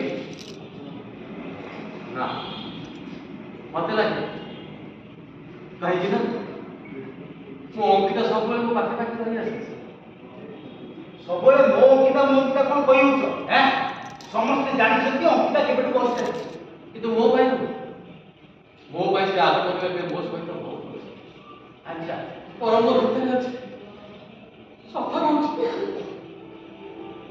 ସ୍ୱପ୍ନ ରାଜ୍ୟରେ ବୁଲିବାକୁ କାହାକୁ ଭଲ ନ ଲାଗେ ତମେ ଯଦି ବୁଲିବ ଭଲ ହେଲେ ଭଗବାନଙ୍କ ନିଷ୍ପତ୍ତି କେହି କେବେ ବଦଳେଇ ଦେଇପାରିନି ସମୟ କାହାକୁ ଅପେକ୍ଷା କରିନି କି କରିବନି ସେ ନିରନ୍ତର ଭାବେ ଚାଲେ କାହାର ଦୁଃଖ ସୁଖରେ ତାର କିଛି ଯାଏ ଆସେ ନାହିଁ ମତେ ଦେଖ ମୁଁ ମୋର ଖୁସିର ମୂର୍ତ୍ତିକୁ ବାନ୍ଧି ରଖିପାରିଲି କି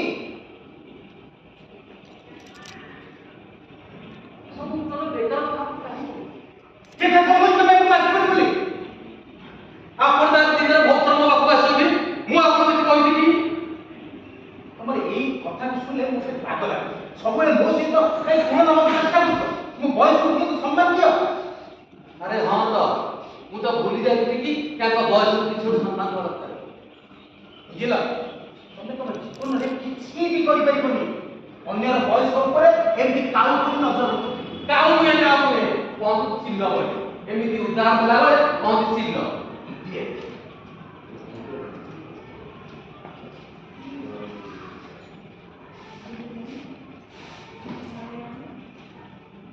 ଆପଣଙ୍କୁ ଆଜି ଭୋକ ଲାଗୁନି କିଛି ଖାଇବେ ତମେ ଯଦି ତମ ପାଇଁ କିଛି କରିବ ମୋ ପାଇଁ ଟିକେ କରିଦବ କିନ୍ତୁ ଆଜି ତ ଆପଣ ରୋଷେଇ କରିଥିଲା ଆରେ ବାବା ଆଜି ତମର ଟିକେ ଶେଷ ଦିନ ଆଜି ଶେଷ ଦିନ କିଛି ଗୋଟେ ଭଲ ଜିନିଷ କର।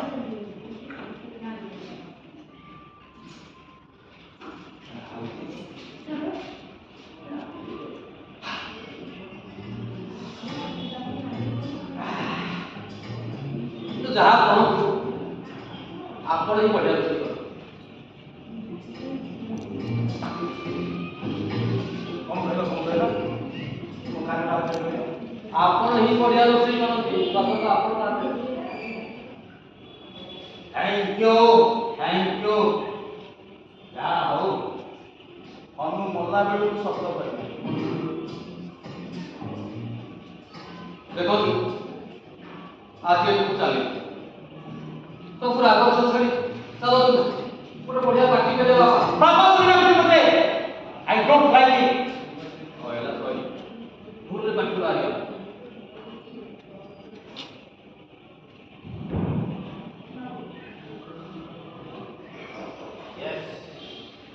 You are right. पार्टी तो बनती है। सीधे फोन आ गया ना वो रॉन्ग ए दिबे କାଇଁ କୋଉ ନିୟମ ଅଛି ଯେ ଦିନରେ ମୁଁ ରଖି ଖେଳିବି? ଆପଣଙ୍କୁ ନିଶା ହେଇଯାଏ କେତେବେଳେ ଦେଖିଛ? ସବୁବେଳେ ଦେଖିଛି ତୁ କି ମୋ କ୍ୟାଲକୁଲେସନ କରିବ? କେବଳ ଅଙ୍କିତାର ପାଇଁ ତୁ ଏଇ ଘର ଅଛି ମୋ ପାଖରେ, ନହେଲେ ତୁ ଔକାତ ନାହିଁ ତୋ ସାମ୍ନାରେ ଯାଇ କଥା ୟେସ୍ ତୁ ମୋ କ୍ୟାଲକୁଲେସନ କରିବ।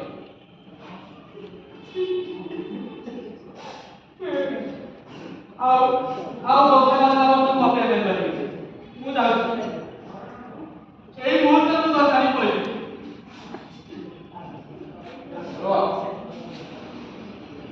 ମୁଁ ବଟର ଚିକେନ ଆଉ ନାନ ମୁଁ କଣ କରିବି ନ ଖାଇଗଲେ ଭଲ ହବନି। ଆପଣ ତ ସେ ପଛଟା ଜମି ତାକୁ ଦେଇଦେବେ ସେ ଖୁସି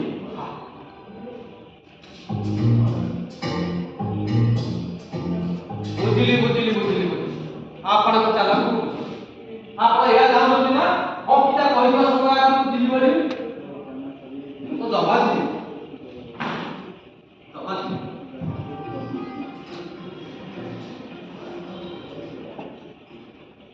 ଆପଣ ସତରେ ମନ ଟିକେ ନା ମୁଁ ଯାହା କରେ ତାହା କରେ। ସବୁ ଲାଗୁ ଗୋଟେ ବଢିଆ ପାର୍ଟି କରିବା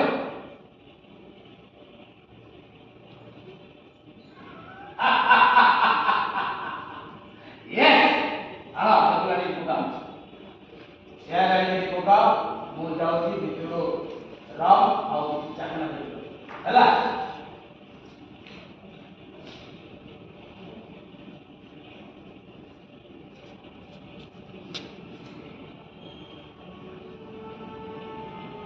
चंदन অঙ্কিতা ମୁଁ ପାରିବି ଅଙ୍କିତା ମୁଁ ପାରିବି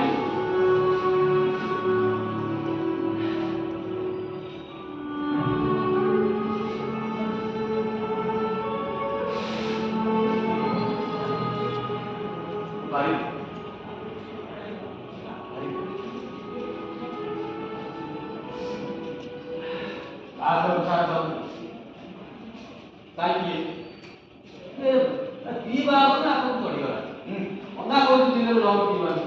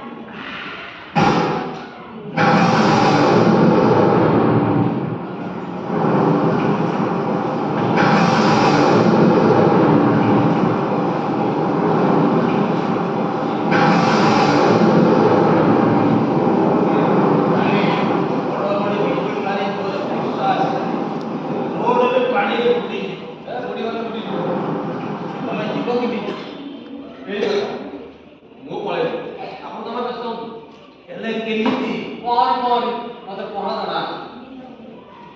ଠିକ୍ ଅଛି। ସତରେ ମୋ ଜୀବନରେ ମୁଁ ସବୁ କରିପାରିଲି କିନ୍ତୁ ପହଁରା ଶିଖିନି। କାହିଁକି ନା ପାଣିକି ମୋର ଭାରି ଭୟ।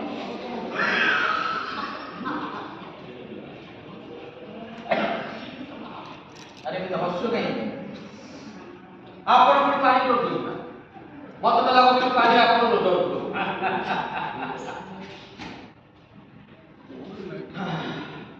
ଠିକ ଅଛି ଯାଅ। ମତେ ଭାରି ଚିନ୍ତା। ମୁଁ ଭାବୁଛି ଆଗକୁ ଗଲା ପରେ ଆପଣ ଏଠି ରହିବେ କି? ମୋ ପାଇଁ ତମେ ଆଉ ଚିନ୍ତା କରିବା ଦରକାର ନାହିଁ। ତମେ ଯାଅ। ରାତି 10ଟା ବାଜିଲାଣି। ଯାଅ ଦେଖିଲ ବଢିଲ କି ଆପଣ କୋଉ ଭାଷାରେ କଥାବାର୍ତ୍ତା କରୁଛନ୍ତି? ଦେଖିଲ ଦେଖିଲୋ ବଡଲୋ ଆଟଲିଷ୍ଟ ମୋ ସହିତ ଟିକେ ଏମିତି କଥାବାର୍ତ୍ତା କରୁଛନ୍ତି। ନା ସେ ତୁର୍କି ମାରିଆ ବନ୍ଦ କରୁଛୁ ଆମେ। କାଇଁ ବନ୍ଦ କରିବି? ଏଇଟା ମୋ ଘର, ମୋ ରୁମ୍, ମୋ କମରା, ମୋ ଚୁଟକି। ଦେଖିଲ ଏଇ ସବୁ ବାଜେ ହରକତ ପାଇଁ ମୁଁ ଆପଣଙ୍କ ସହିତ ରହିବାକୁ ପସନ୍ଦ କରେ। ବଢିଲ ଆଉ ଧନ୍ୟବାଦ ଧନ୍ୟବାଦ କରିକି ମୁଁ ଯାଉଛି। ଯାଅ।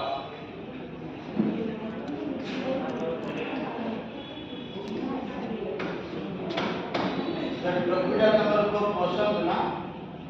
ହ୍ୟାଲୋ ତମକୁ ପଚାରୁଛି ପରା। ଆପଣ ଯଦି ମୋ ବହୁତ କିଛି ଭାଷା ଚାହୁଁଛନ୍ତି ତାହେଲେ ତୁର୍କି ମାରିଆ ବନ୍ଦ କୁହନ୍ତୁ। ହଉ ଠିକ ଅଛି। ଟୋପି ବନ୍ଦ କଲେ ଏବେ କୁହ।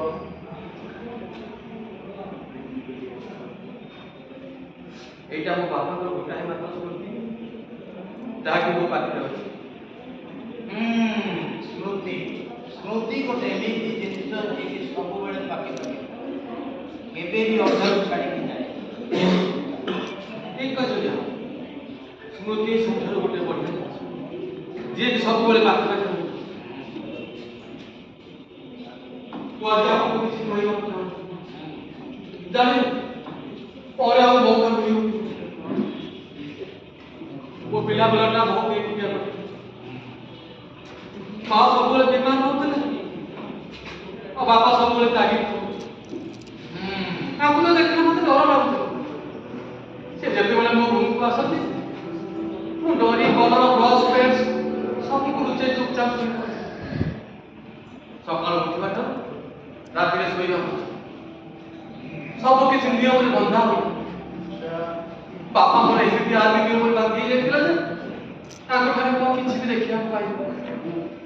ତାଙ୍କୁ ଲାଗେ ଭଲ ପାଇବାଟା ପିଲାମାନଙ୍କୁ ବିଗାଡ଼ି ସେଥିପାଇଁ ସେ କେବେ କାହାକୁ ଭଲ ପାଇବା ଦେଇପାରନ୍ତି। ମୁଁ ଗୋଟେ ବହୁତ ଡରକୁରା ପିଲା ଥିଲି। ମତେ ଯଦି କିଛି ଭଲ ଲାଗୁଥିଲା ତ ଏଇ ଆଖପାଖରେ ଦେଖାଯାଉଥିବା ରଙ୍ଗ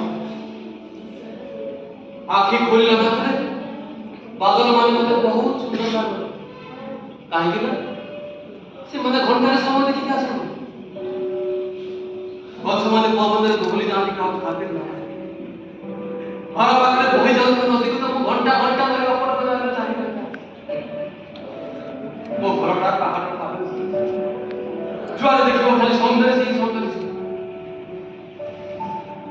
କିନ୍ତୁ ବାପା ପେଣ୍ଟିଂ ପ୍ରତି ମୋର ଭଲ ପାଇବାକୁ ସେ ଘୃଣା। ଯେତିକି ଯେତିକି ଆମେ ବଡ଼ ହେବାକୁ ସେତିକି ସେତିକି ଆମ ଭିତରେ ଦୂରତା ବଢ଼ିବା। ଜାଣିଛନ୍ତି ଆପଣଙ୍କର ଅଙ୍କିତା ଭିତରେ ଯେ ବନ୍ଧୁତା ଦେଖିଲେ ମତେ ବହୁତ ଭଲ ଲାଗୁଥିଲା। ଏମିତିକା ବନ୍ଧୁତା ମୋର ବାପାଙ୍କ ସହିତ ହେଇପାରିଲା। ଆଉ ଏଠି ରହିଲା ପରେ ମୁଁ ଆପଣଙ୍କର ବହୁତ କିଛି ଶିଖିଛି, ବହୁତ କିଛି ପାଇଛି, ବହୁତ କିଛି ଜାଣିଛି। ବୁଝିଲି। ଶେଷ ଦିନରେ ସବୁ କହିକି ଯିବା ପାଇଁ ଅଙ୍କିତା ତମକୁ କହିଥିଲା ନା? ନାଇଁ ତ ଅଙ୍କିତା କାହିଁ କହିଥିଲେ? ଆପଣଙ୍କୁ କାହିଁକି ଲାଗୁଛି ଅଙ୍କିତା କହିଥିଲେ? କାରଣ ମୁଁ ଅଙ୍କିତାକୁ ବି ଚିହ୍ନିଛି ଆଉ ତମକୁ। এই অঙ্কিতা ভাই আমার কোনো কথা বলবো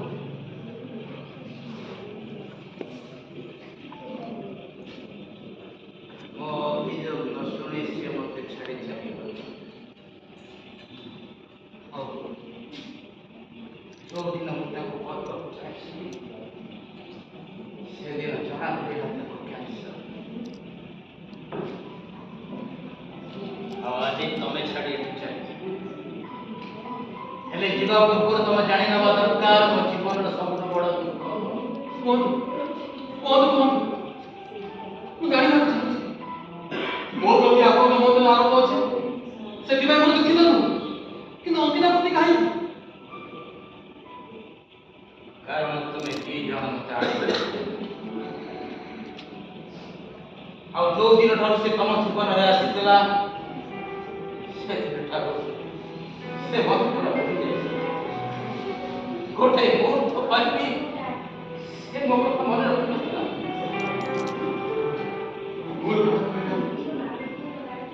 ଭୁଲ ବୁଝୁଛନ୍ତି ଆପଣ। ମୋ ଜାଣିବାରେ ଏମିତି ଗୋଟିଏ ଦିନ ନଥିଲା ଯୋଉଦିନ କି ଅଙ୍କିତା ଆପଣଙ୍କ ପାଇଁ ଚିନ୍ତା କରେ। କିନ୍ତୁ ଭାବନ୍ତୁ ଜୀବନର ପ୍ରତ୍ୟେକ ରୋଗକୁ ତ ଅନୁଭବ କରିବା ଦରକାର ନା। ଯଦି ଭଲ ପାଇବା ବିନା ଛାଡ଼ିଲେ ଯାଏ ତେବେ କେତେ ଖାତିର ଖାଲି ସେଟା ଆପଣଙ୍କୁ ବହୁତ ଭଲ ପାଏ ଆପଣଙ୍କର ଅଙ୍କିତା। ମୋ ସେ ଆଉ କୋଉଠି ହେଇନଥିଲା। ସେ ତ ପୁରା ଖବର ହେଇସାରିଥିଲା। ଦିନେ ଦିନେ ମାମୁଁ ଧରି ସେ ଚାଲୁଥିଲା ଖାଲି ମୁଁ ବସିଯିବି ବୋଲି। ରାତିରେ ଶୋଇଲା ବେଳେ ତାକୁ ଦୁଇଟି ହାତରେ ମୋ ଗାଁ ବାଉଁଶ ଦେଇ କହୁଥିଲା ବାପା ମୁଁ ତମକୁ ଛାଡ଼ି କୁଆଡ଼େ ଯିବିନି। ସେ ମୋ ପାଇଁ ଜୀବନ ଥିଲା ଚନ୍ଦ୍ର। ସେ ମୋ ପାଇଁ ଜୀବନ ଥିଲା। ଆଉ ଶକ୍ତିର ଠାରୁ ତମେ ଜୀବନ ସେ ଦିନ ଠାରୁ ମତେ ଲାଗୁଥିଲା ସେ ମୋର ହେଇଯାଉନଥିଲା। କେବଳ ତମରି ଆସିବା ବାଟକୁ ସେ ସବୁବେଳେ ଚାହିଁ ରହିଥିଲା। ଯେମିତିକି ଲୋକମାନେ ପ୍ଲାଟଫର୍ମରେ ଟ୍ରେନକୁ ଅପେକ୍ଷା କରି ରହିଥାନ୍ତି ଆଉ ଟ୍ରେନ ଆସିଗଲା ପରେ ସମସ୍ତେ କୁଆଡ଼େ ଚାଲି ଯାଆନ୍ତି ହେଲେ ସେ ପ୍ଲାଟଫର୍ମ କଥା କେହି ବି ମନେ ରଖନ୍ତିନି। ଏମିତି କେମିତି ଆପଣ ଭାବିପାରୁଛନ୍ତି? ଆପଣ ମୋତେ ବାପା ଡାକ ଭୁଲିଗଲେ। ଆପଣ ମୋତେ ବାପା ଡାକ ଶୁଭୁନି? ନା ଶୁଭୁନି ମତେ। ଗୋଟେ ଅଚଳ ନିରବତା ମୋ ଚାରିପାଖେ ଘେରି ରହିଥିଲା। ସେ ନିଷ୍ଠୁର ହେଇପାରିଲା କେମିତି? ଆଜି ବି ଜାଣିବାକୁ ତମକୁ ଶୁଭାଯାଉଛି ଅଥଚ ମତେ ନୁହେଁ। ଆଜି ବି ମଣିଷ ତମ ସାଥିରେ ବଞ୍ଚିଛି ଅଥଚ ମୋ ଠାରୁ ସେ କେବେଠୁ ଦୂରକୁ ଚାଲିଗଲେ। ଭୁଲ ବିଲକୁଲ ଭୁଲ କଥା କହିଲେ ଆପଣ। ସିଏ ଛାଡ଼ି ଯାଇନି ବରଂ ଆପଣ ତାକୁ ଛାଡ଼ି ଦେଇଛନ୍ତି। ଆଉ ଏଇ ଚିନ୍ତାଧାରା ଆପଣଙ୍କ ଉପରେ ଏତେ ଭାରି ହେଇଛି ଯେ ତାର ଉପସ୍ଥିତିକୁ ଆପଣ ଉପର ଧରି ପାରିପାରୁନାହାନ୍ତି। ଏଇଟା ଆପଣଙ୍କର ବଡ଼ ଦୁର୍ଭାଗ୍ୟ। ସେ ତ ସବୁଠି ଅଛି। ଆପଣଙ୍କ ଭିତରେ ଅଛି, ମୋ ଭିତରେ ଅଛି, ଏଥିରେ ଅଛି, ସେଥିରେ ଅଛି, ସବୁଠି ଅଛି। ଯେତେ ଦିନ ପର୍ଯ୍ୟନ୍ତ ଆମେ ରହିବା ସେତେ ଦିନ ପର୍ଯ୍ୟନ୍ତ ସିଏ ରହିବ। ଆମେ ସବୁଦିନ ରହିବା ଚନ୍ଦନ। ଏକଥା ସିଏ କହୁଥିଲା। ଆଉ ଆପଣ ଏବେ ଯୋଉ ଏ କଥା କହିଲେ ନା ଏ କଥା କହି ଆପଣ ବହୁତ କିଛି ସବୁ ଛୋଟ କଲେ। ଜାଣିବାକୁ ଚାହିଁବେ ଅଙ୍କିତା ପାଇଁ ଆପଣ କଣ ଥିଲା?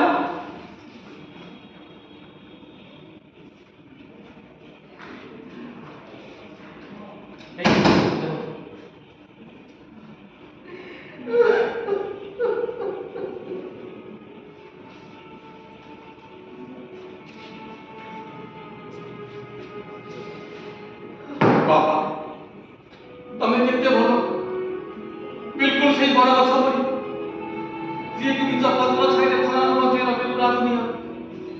ବାପା ତମେ କେତେ ଭଲ। ବିଲକୁଲ ସେଇ ନଦୀ ପରି ଯିଏକି ନିରନ୍ତର ଭାବରେ ବହି ଚାଲିଛି ସମସ୍ତଙ୍କର ତୃଷ୍ଣା ମେଣ୍ଟାଇବା ପାଇଁ।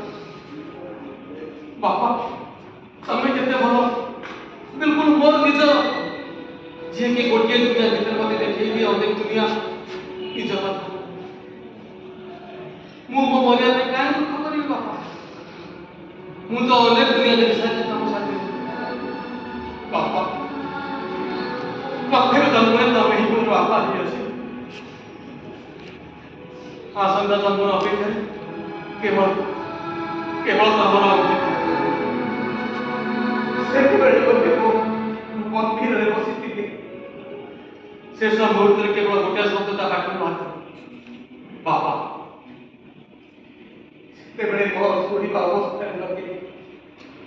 ତାର ଶେଷ ନିଶ୍ୱାସ ଅନେକ ସମୟ ଧରି ଝରକା ପାଖରେ ଥିବା କାନୁନି ଫୁଲ ଗଛ ଉପରେ ବସି ରହିଥିଲା। ସେଇଟା ବସେ ବହୁତ ଛଡ଼ା ଶବ୍ଦ ଥିଲା, କିନ୍ତୁ ସେଥିରେ ଅନେକ ଗୁଡ଼ିଏ ହଳଦିଆ ରଙ୍ଗର ଫୁଲ ଫୁଟିଥିଲା। ସେଥିରେ ଆଉ ସନ୍ଧ୍ୟା ଆସିନଥିଲା କିନ୍ତୁ ରାତ୍ରି ଆସିଯାଇଥିଲା। ତମେ ଏ କଥା ଆଗରୁ କାହିଁ କହିନଥିଲ ଚନ୍ଦନ? କାହିଁ କହିନଥିଲ? କହିବାକୁ ଚାହିଁଥିଲି କିନ୍ତୁ ସାହସରେ ନଥିଲା। ମୁଁ ଭାବୁଛି ମତେ କେବେ ପ୍ରଶ୍ନ ଲାଗୁଛି ଚନ୍ଦନ। ମୁଁ ଭାବୁଛି ସେ ସେଦିନ ମରିବା କଥା ଯୋଉଦିନ ସେ ଦେହ ତ୍ୟାଗ କଲା, ବରଂ ସେ ସେଦିନ ମରିଯାଇଥାନ୍ତା ଯୋଉଦିନ ତମ ଭିତରେ ଥିବା ତା ପ୍ରତି ଭଲ ପାଇବା ମରିଯାଇଥାନ୍ତା। ମତେ ଲାଗୁଛି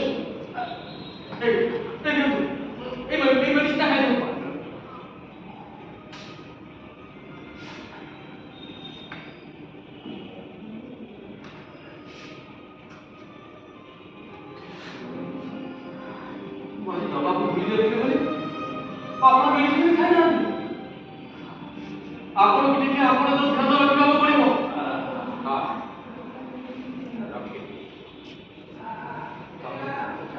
ଆପଣଙ୍କୁ ଭଲ ଲାଗୁଛି ତ? ନହେଲେ ଆଜି ଯିବି। ମୋ ପାଇଁ ଏତେ ଚିନ୍ତା କରିବା ଦରକାର ନାହିଁ। ରାତି 10ଟା ବାଜିଲାଣି, ତମେ ଏଠି ଥାଅ। Are you sure? Yes, 100%.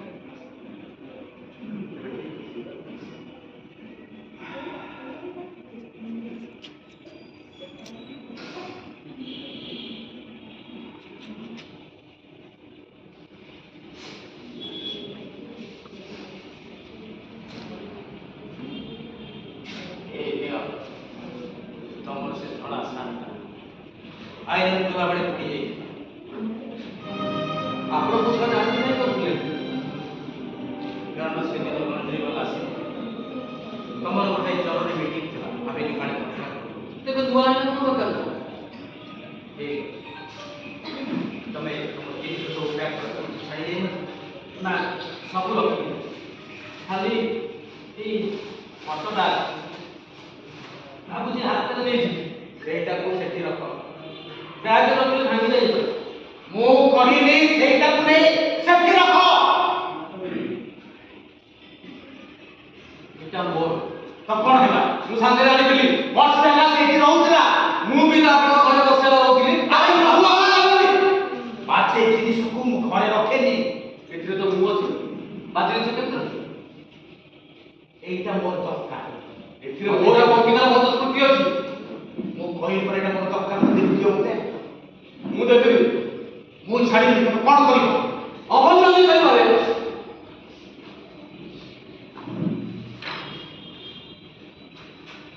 ଭଲ ଲାଗିଲା? ମନ ଶାନ୍ତି ହେଇଗଲା ତ? ଜାଣିବାକୁ ଚାହିଁଲେ ଫଟୋଟା କେତେ? ଏଇଟା ହଉଛି ସେ ବେଳ ଯେବେ ଆମେ ବିବାହ ପରେ ପରେ ଶିଖିଲା ଯାଇଥିଲୁ। ସେଠି ସକାଳଟା ବୁଲା ଆଉ ସନ୍ଧ୍ୟାଟା ପିଲାମାନଙ୍କର ହୁଏ। ଆକାଶଟା ଏତେ ପାଖରେ ଥାଏ ଯେ ଲାଗୁଥିଲା କି ସହରଟା ପୁରା ବାଦଲ ଭିତରେ ଲୁଚି ଯାଇଛି। ଆଉ ମେଘମାନଙ୍କୁ ଧରିବା ପାଇଁ ଅଙ୍କିତା ସେମାନଙ୍କ ପଛେ ପଛେ ଦୌଡୁଥାଏ, ଆଉ ମୁଁ ଅଙ୍କିତା ପଛେ ପଛେ। ଏମିତି ଦୌଡୁ ଦୌଡୁ ହଠାତ୍ ଗୋଟେ ଠେକୁଆ ଛୁଆ ଆସିକି ଆମ ସାମ୍ନାରେ ପହଞ୍ଚିଗଲା। ସେ ପୁରା ଶୀତରେ ଥରୁଥିଲା। ତାକୁ ଦେଖି ଅଙ୍କିତା ବିଚଳିତ ହେଲା ଆଉ କହିଲା, ଚନ୍ଦନ, ଏ ଛୁଆ ଏଠି, ଏ ବାପା ମା କୁଆଡ଼େ ଗଲେ? ମୁଁ କହିଲି, ଅଙ୍କିତା ଚାଲ ତାକୁ ଆମେ ସାଙ୍ଗରେ ନେଇଯିବା। ଅଙ୍କିତା ମନା କଲା, କହିଲା ଯଦି ୟା ବାପା ମା ଆସି ଆମକୁ ଖୋଜିବେ ଆଉ ନ ପାଇ ଫେରିଯିବେ, ତାହେଲେ ଏ ବିଚରା ଛୁଆଟା ଏକୁଟିଆ କେମିତି ବଞ୍ଚିବ ଚନ୍ଦନ? ସେଦିନ ବହୁତ ଥଣ୍ଡା ପଡେ। ସେଇ ଠେକୁଆ ଛୁଆକୁ ନିଜ ଛାତିରେ ଜାବୁ ଧରି ସେଇମିତି ରାତି ସାରା ସେଠି ବସି ରହିବ। ସକାଳ ନ ପାଉଣୁ ଦୁଇଟା ହତାଶ ଠେକୁଆ ଆଗକୁ ଆସିବାର ସେମାନଙ୍କୁ ଦେଖି ଅଙ୍କିତା ସେ ଠେକୁଆ ଛୁଆକୁ ସେମାନଙ୍କ ଆଗକୁ ଧୀରେ ଧୀରେ ଛାଡ଼ିଦେଲା। ଆଉ ସେଇ 2 ଜଣଙ୍କ ଯିବା ରାସ୍ତାକୁ ଅନେକ ସମୟ ଧରି ସେ ଚାହିଁ ରହିବ। ସେଇ ରାତିକୁ ମନେ ରଖିବା ପାଇଁ ଆମେ ଏଇ ଫଟୋଟା ଉଠେଇଲୁ।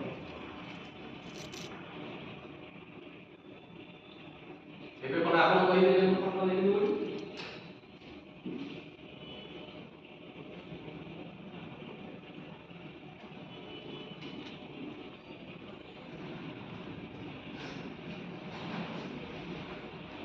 ମୁଁ ଆସୁଛି, ନିଜର ଧ୍ୟାନ ରଖିବ।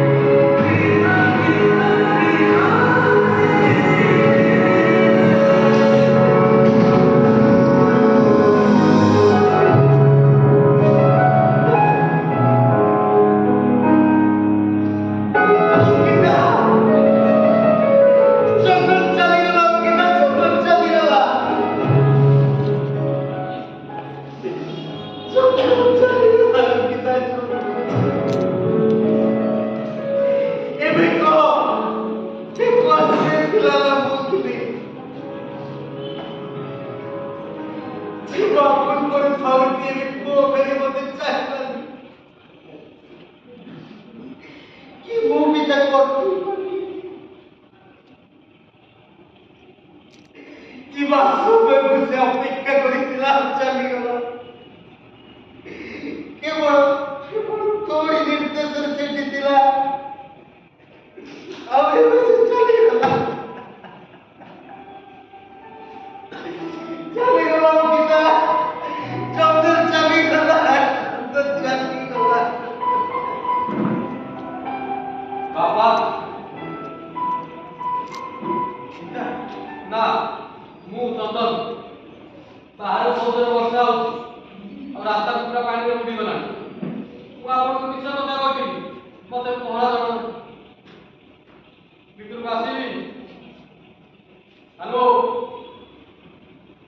ଆରେ ଏପଟ ଟିକେ ଦେଖନ୍ତୁ, ଆରେ ଟିକେ ମୋ କଥା ଶୁଣନ୍ତୁ। ମୁଁ ଆପଣଙ୍କୁ କିଛି କହିବାକୁ ଚାହୁଁଛି, ଭିତରକୁ ଆସିବି?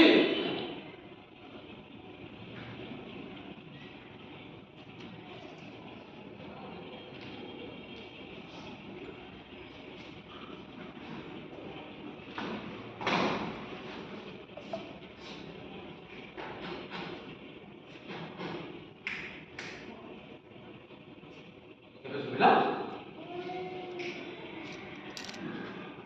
ଯଦି ଆପଣ ନ ରାଗିବେ ତାହେଲେ ଗୋଟେ ସତ କଥା ଆଜି ମୁଁ ଆପଣଙ୍କୁ କହିବି। ସତ କଥା ଏଇଟା ଯେ ମୁଁ ବେଳେ ବେଳେ କଥା ହେଲା ଭିତରେ ସାଇଲେଣ୍ଟ ହେଇଯାଏ, କେବଳ କଥା କହିବାର ଆକ୍ଟିଂ କରେ, କେବଳ ଆପଣଙ୍କୁ ଚିଡ଼େଇବା ପାଇଁ, ରଗେଇବା ପାଇଁ। ଆପଣଙ୍କର କିଛି ହେଇନି, ଆଉ ଆପଣଙ୍କର ରାଜନୀତି ପୁରା ଠିକ ଅଛି। ଜମା ସେ ଡାକ୍ତର ପାଖକୁ ଦୌଡ଼ିଯିବେନି, ବୁଝିଲେ? ସରି।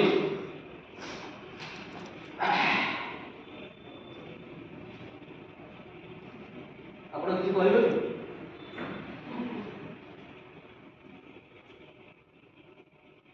ଆପଣ କିଛି କହିବାର ନାହିଁ?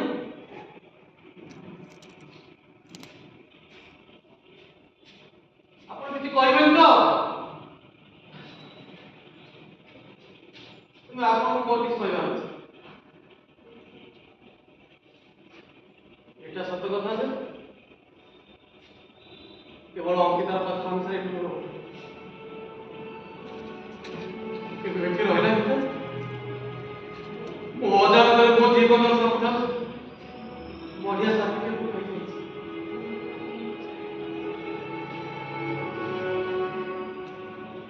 ହ୍ୟାଲୋ, ହ୍ୟାଲୋ, ଓ ମିଷ୍ଟର ବାପା, ଅଭଦ୍ର ଗୋଟେ ବୁଢା ଲୋକଟାକୁ ଏମିତି ନା ଧରିକି ଡକାଯାଏ? ଆରେ ଗୋଟେ ବୁଢା ବାପାଟାକୁ ଏକୁଟିଆ ଘରେ ଛାଡି କି କରନ୍ତି? ଘରେ ଛାଡି ଚାଲି ଯାଆନ୍ତି? ସାର୍, ତମେ କଣ ତା ବାପା ପରେ ଚାଲିପାରିବ? କଣ କହିଲା କହିଲେ? ତମେ କଣ ମତେ ଆଉ ବାପା ବୋଲି ଡାକି ପାରିବନି?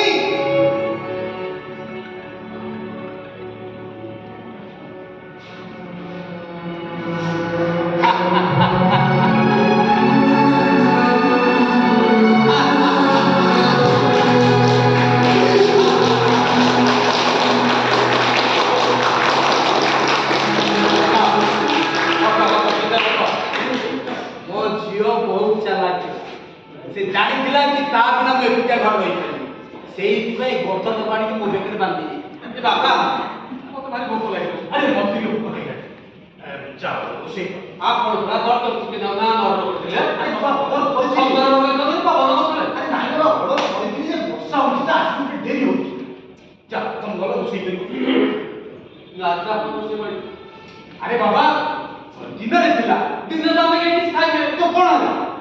ଏଠାରେ ଚାଲାକ ଲୋକ ଆପଣ ଏଇ ବୟସରେ ବି ଆପଣ ମିଛ କଥା। ଓ ଓ ଆରେ ମୋ ବୟସ ଅନୁସାରେ କାଇଁ କରିଛ? ଆପଣ ନିଜ ବୟସ ବୁଝୁଛନ୍ତି।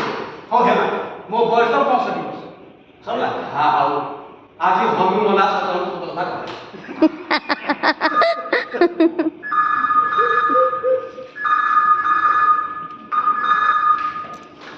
হ্যালো কিয়ে না না না এটা রং না না না এটা ভগবান না কথা আছে কিন্তু একটু বাহালা বাতে কেনা কিয়ে কি হচ্ছে যে বাবা আপনার এই বয়সের বাহালা হবে ও এই যে হ্যালো আগে কোন কাম না কিনে কি কালি ফোন কালি না না না কথা কবে কি আজ আমি তো ঘরে নাই তো আমরা কালি কথা আগে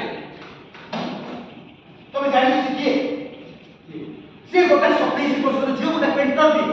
ସେ ଆପଣ ନିଜ ପେଣ୍ଟିଂ ବିକିବା ପାଇଁ ଗୋଟେ ଝିଅ ଜୀବନଟାକୁ ବର୍ବାଦ କରିବାକୁ ବସୁଛନ୍ତି ଏଇଟା ଛୋଟ ଲୋକ ଆପଣ ଆରେ ବାବା ମୋ ପାଇଁ ନୁହଁ ତମ ପାଇଁ ତମ ପାଇଁ।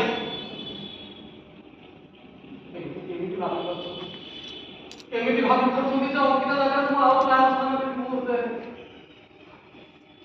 ପ୍ଲିଜ ମୁଁ ପାରିବିନି ସେମିତି କରନ୍ତୁନି ବାପା। ହଉ ହଉ ହେଲା ହେଲା ସରି ଚାଲ ଆମେ ମିଳିମିଶି ରୋଷେଇ କରିବା ହେଲା ଚାଲ ହଁ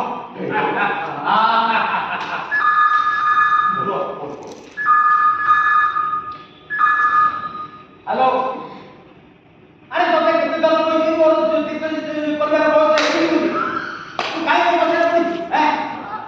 ମୋର ଏବେ ବହୁତ ପରିବାର ସମୟ ଆସିଯାଇଛି। ଆଉ ଥରେ ଯଦି ଫୋନ କରୁଛୁ ପୁଲିସ ହାତରେ ଦେବି।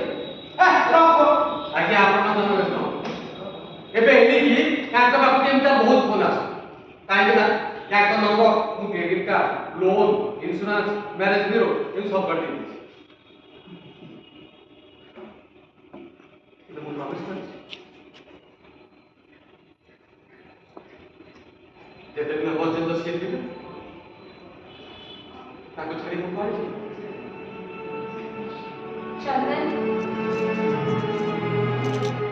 तबे जीतीगला चंदन तबे जीतीगला ମୁଁ ନୁହେଁ ଆମେ ଜିତିଲୁ हाँ चंदन ଆମେ ଜିତିଲୁ ନା हम जीतीगले हाँ चंदन हम जीतीगले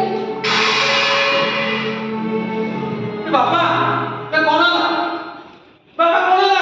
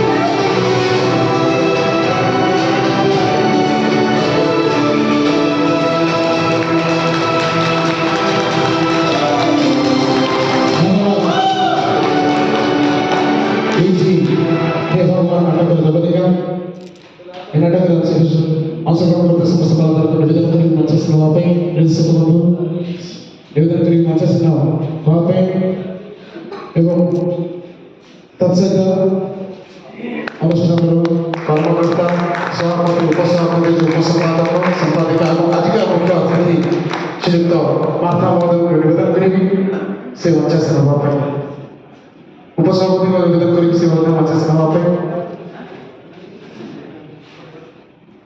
ସମ୍ପାଦିକା ମହୋଦୟ ଧନ୍ୟବାଦ ସାଥୀ କୃପା ଗ୍ରୁପ ଭୁବନେଶ୍ୱର ଆମର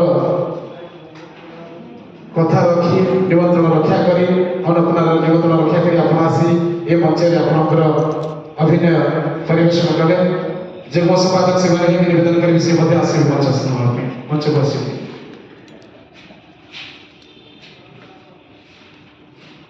ମୁଖ୍ୟ ଅତିଥି କହିଥିଲେ ନାଟକ ଦେଖି ସାରିବେ ଏବଂ ତାଙ୍କର କଥା ସେ କହିବେ ସମୟ କଥା ଯେହେତୁ ତିନୋଟି ଚରିତ୍ର ଏଥିରେ ଅଛନ୍ତି କିଛି କଥା ତାଙ୍କ ପଟରୁ ଶୁଣିବା ତାପରେ ପରବର୍ତ୍ତୀ କାର୍ଯ୍ୟକ୍ରମକୁ ଯିବା ଧନ୍ୟବାଦ ଦେବି ଏ କନସେପ୍ଟଟା ବହୁତ ବଢ଼ିଆ କନସେପ୍ଟ ଆଉ ନାଟକରେ ବହୁତ ଦିନ ପରେ 3 ଜଣ ଆର୍ଟିଷ୍ଟ ନାଟକ ଦେଖିଲି କାରଣ ଏନଗେଜମେଣ୍ଟ କରିବା ନାଟକ ହେଉଛି ଏନଗେଜମେଣ୍ଟ ବସିକି ଏନଗେଜମେଣ୍ଟ ହେବା 3 ଜଣ ପୁରା ଏନଗେଜମେଣ୍ଟ କରୁଥିଲେ ଆଉ ଭଲ ଆକ୍ଟିଂ ବହୁତ ବଢ଼ିଆ କରୁଥିଲେ କନସେପ୍ଟଟା ଏତେ ବଢ଼ିଆ କନସେପ୍ଟ ଥିଲା ଯେ ବାପା ଆଉ ସ୍ୱାମୀକି କେମିତି ଭଲ ପାଇବାଟା ମନା ପରେ ବି ଅଛି ବହୁତ ବଢ଼ିଆ ଲାଗିଲା ଆଖିରୁ ବି ଲୁହ ପଳେଇ ଆସିଛି ମୋତେ ନିଜକୁ ଭଲ ଲାଗିଲା ଥ୍ୟାଙ୍କ ୟୁ ମୁଁ ସମସ୍ତଙ୍କୁ ଧନ୍ୟବାଦ କରୁଛି ଡାଇରେକ୍ଟରକୁ ବି ଧନ୍ୟବାଦ ଜଣାଉଛି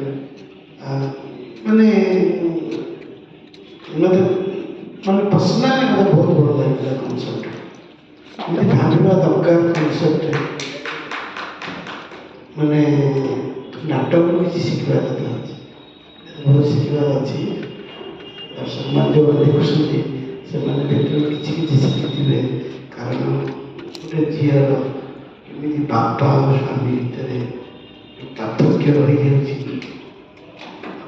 ବାହା ହେଲା ପରେ ବି ବାପାର କେତେ ଭଲ ପାଇବାଟା ଝିଅର ବି ଅଛି ସେଇଟା ଶିଖିବାର ଅଛି ନାଟକ ଥ୍ୟାଙ୍କ ୟୁ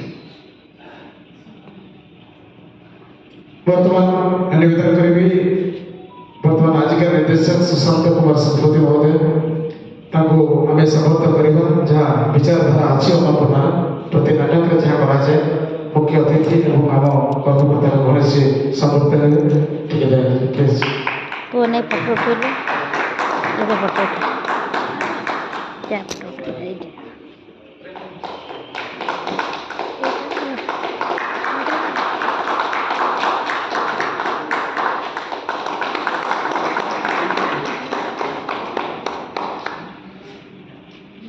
পরবর্তী কার্যক্রম এই অনুষ্ঠানে মঞ্চস্থ নাটক হিসেবে পরে অনুষ্ঠান তরফ সমস্ত সার্টিফিকেট প্রদান করা যায় প্রথমে নিবেদন করিবি मुख्य अतिथि आजिकार निर्देशक और मुख्य कलाकार नायक सुशांत कुमार शतपथी को सर्टिफिकेट समर्पण करेंगे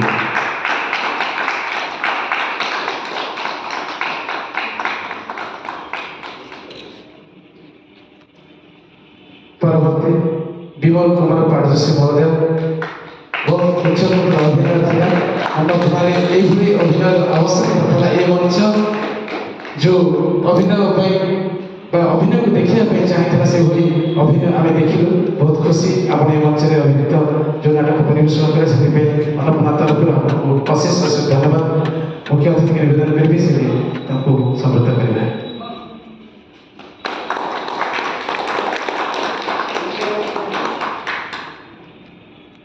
बर्तमान निवेदन करी आम अनुष्ठान सभापति रायगुरु महोदय को से ए नाटक नायिका कल्पना राउत महोदय को समर्थ करें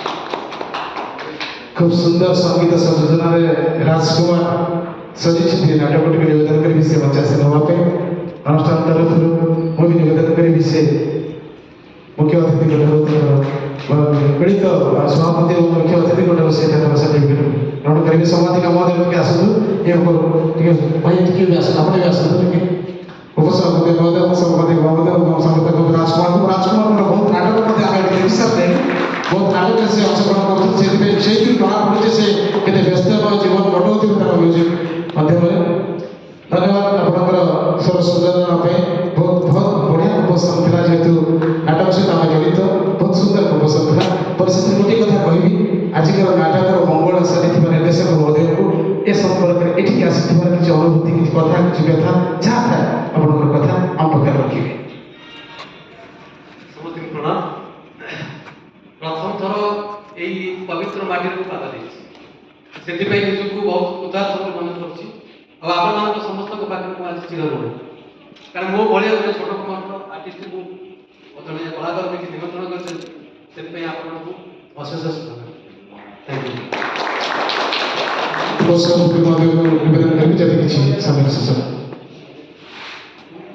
ମୁଁ କେବଳ ଗୋଟିଏ କଥା କହିବି କୌଣସି କଳାକାର କେବେ ଛୋଟ ବଡ଼ ହୁଏନି କଳାକାର ତା ପାଇଁ ମୁଖ୍ୟ ଆଉ ଗୋଟିଏ କଥା କହିବି ପ୍ରଥମରେ ଆଜି ଆମର ମୁଖ୍ୟ ଅତିଥି ପ୍ରଥମ ଥର ପାଇଁ ଦର୍ଶକମାନଙ୍କ ପାଇଁ ଚିନ୍ତା କରିଥିଲେ ଆଜି ପର୍ଯ୍ୟନ୍ତ ଆମେ ସମସ୍ତଙ୍କୁ କହୁଛୁ ଆପଣ ଆସନ୍ତୁ ଦେଖନ୍ତୁ କଳାକାରମାନଙ୍କୁ ଉତ୍ସାହିତ କରନ୍ତୁ ଆଉ ଥିଏଟରକୁ ବଞ୍ଚାନ୍ତୁ କିନ୍ତୁ ପ୍ରଥମ ଥର ପାଇଁ ଏ ଅନୁଷ୍ଠାନକୁ ଆସିବା ପରେ ଆମର ମୁଖ୍ୟ ଅତିଥି ଗୋଟେ ବଢ଼ିଆ ଜିନିଷଟିଏ କହିଲେ ଯେ ଯେଉଁମାନେ ଦର୍ଶକ ଆସୁଛନ୍ତି ସେମାନେ କେମିତି ବଢ଼ିଆ ଭାବରେ ବସିବେ ତାଙ୍କୁ କୌଣସି ଅସୁବିଧା ହେବନି ଏଇଟା ପ୍ରଥମ ଥର ଘଟିଲା ସେଥିପାଇଁ ସାର୍ ଆପଣଙ୍କୁ ବହୁତ ବହୁତ ଧନ୍ୟବାଦ ଆପଣ ଯେଉଁ ପ୍ରତିଶ୍ରୁତି ଦେଇଛନ୍ତି ସେଥିପ୍ରତି ଆପଣଙ୍କୁ ପୁନର୍ବାର ଧନ୍ୟବାଦ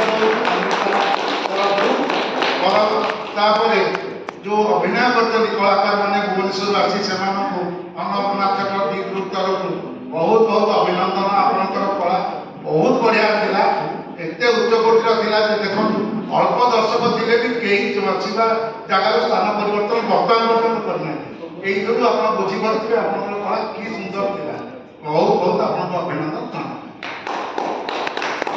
निवेदन करेंगे हम अनुष्ठान सभापति महोदय को ए संपर्क की श्रद्धा रखेंगे जय जगन्नाथ आजिकार सम्मानित अतिथि श्रीयुक्त वार्ता महोदय मो सहित मंच आमर अनुष्ठान जनरल सेक्रेटरी उपसभापति आमर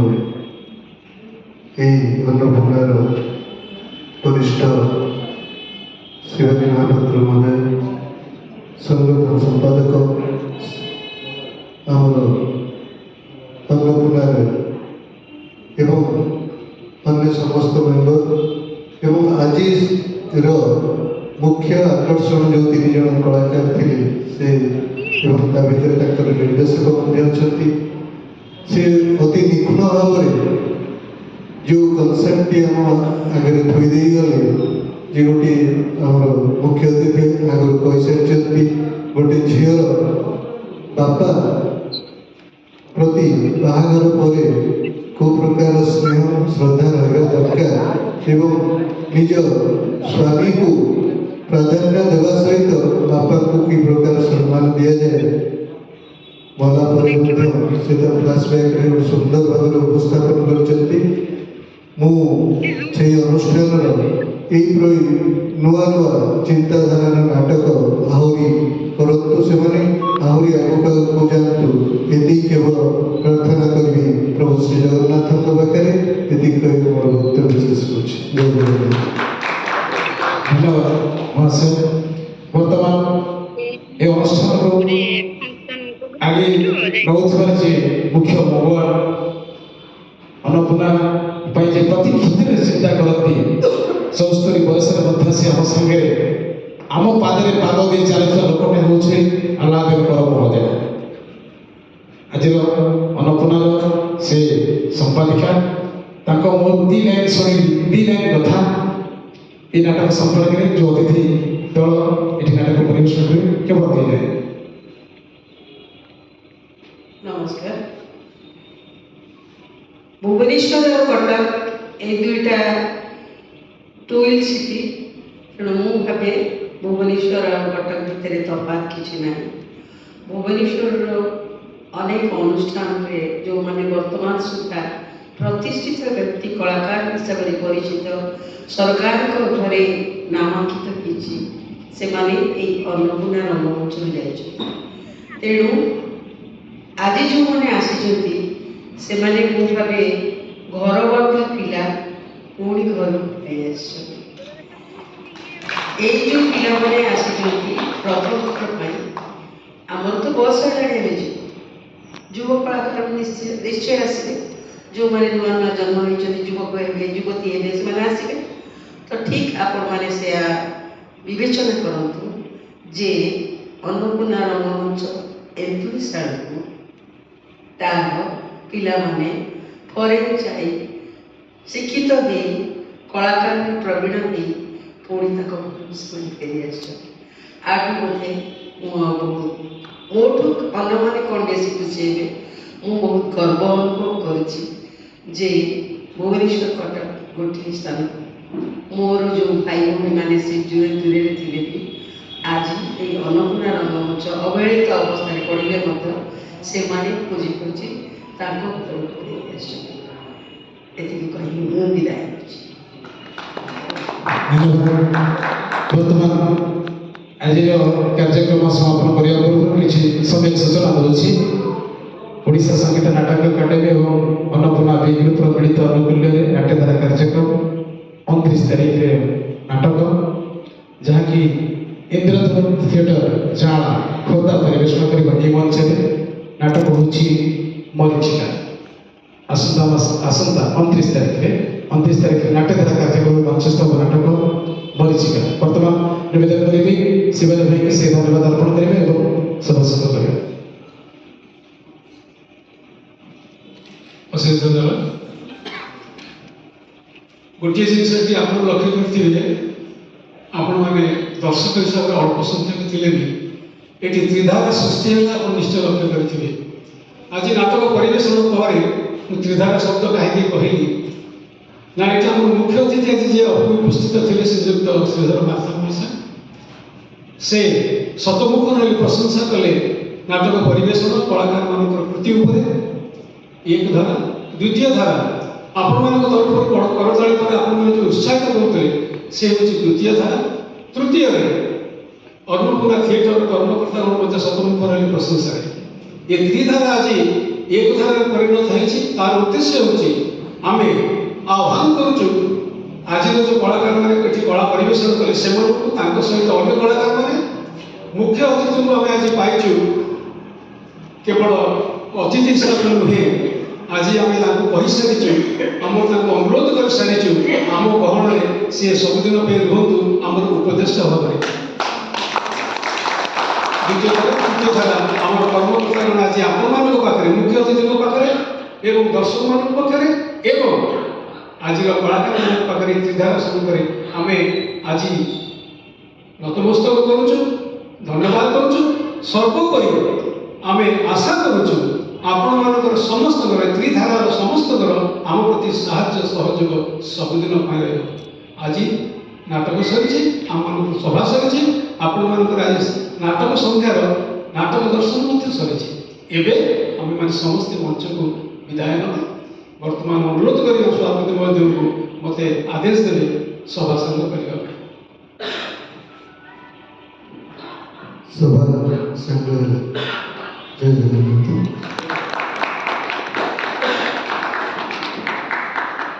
ସବୁଠୁ ଭଲ ହେଉଛି ଆଜି ଜଣେ ପ୍ରଯୋଜକକୁ ଆପଣ ମାନେ ପାଇଛନ୍ତି, ସିଏ ଆପଣଙ୍କ କାର୍ଯ୍ୟରେ ଖୁସିରେ ନିହାତି ଆଗାମୀ ଭବିଷ୍ୟତ ଆପଣଙ୍କର ଉଜ୍ଜଳ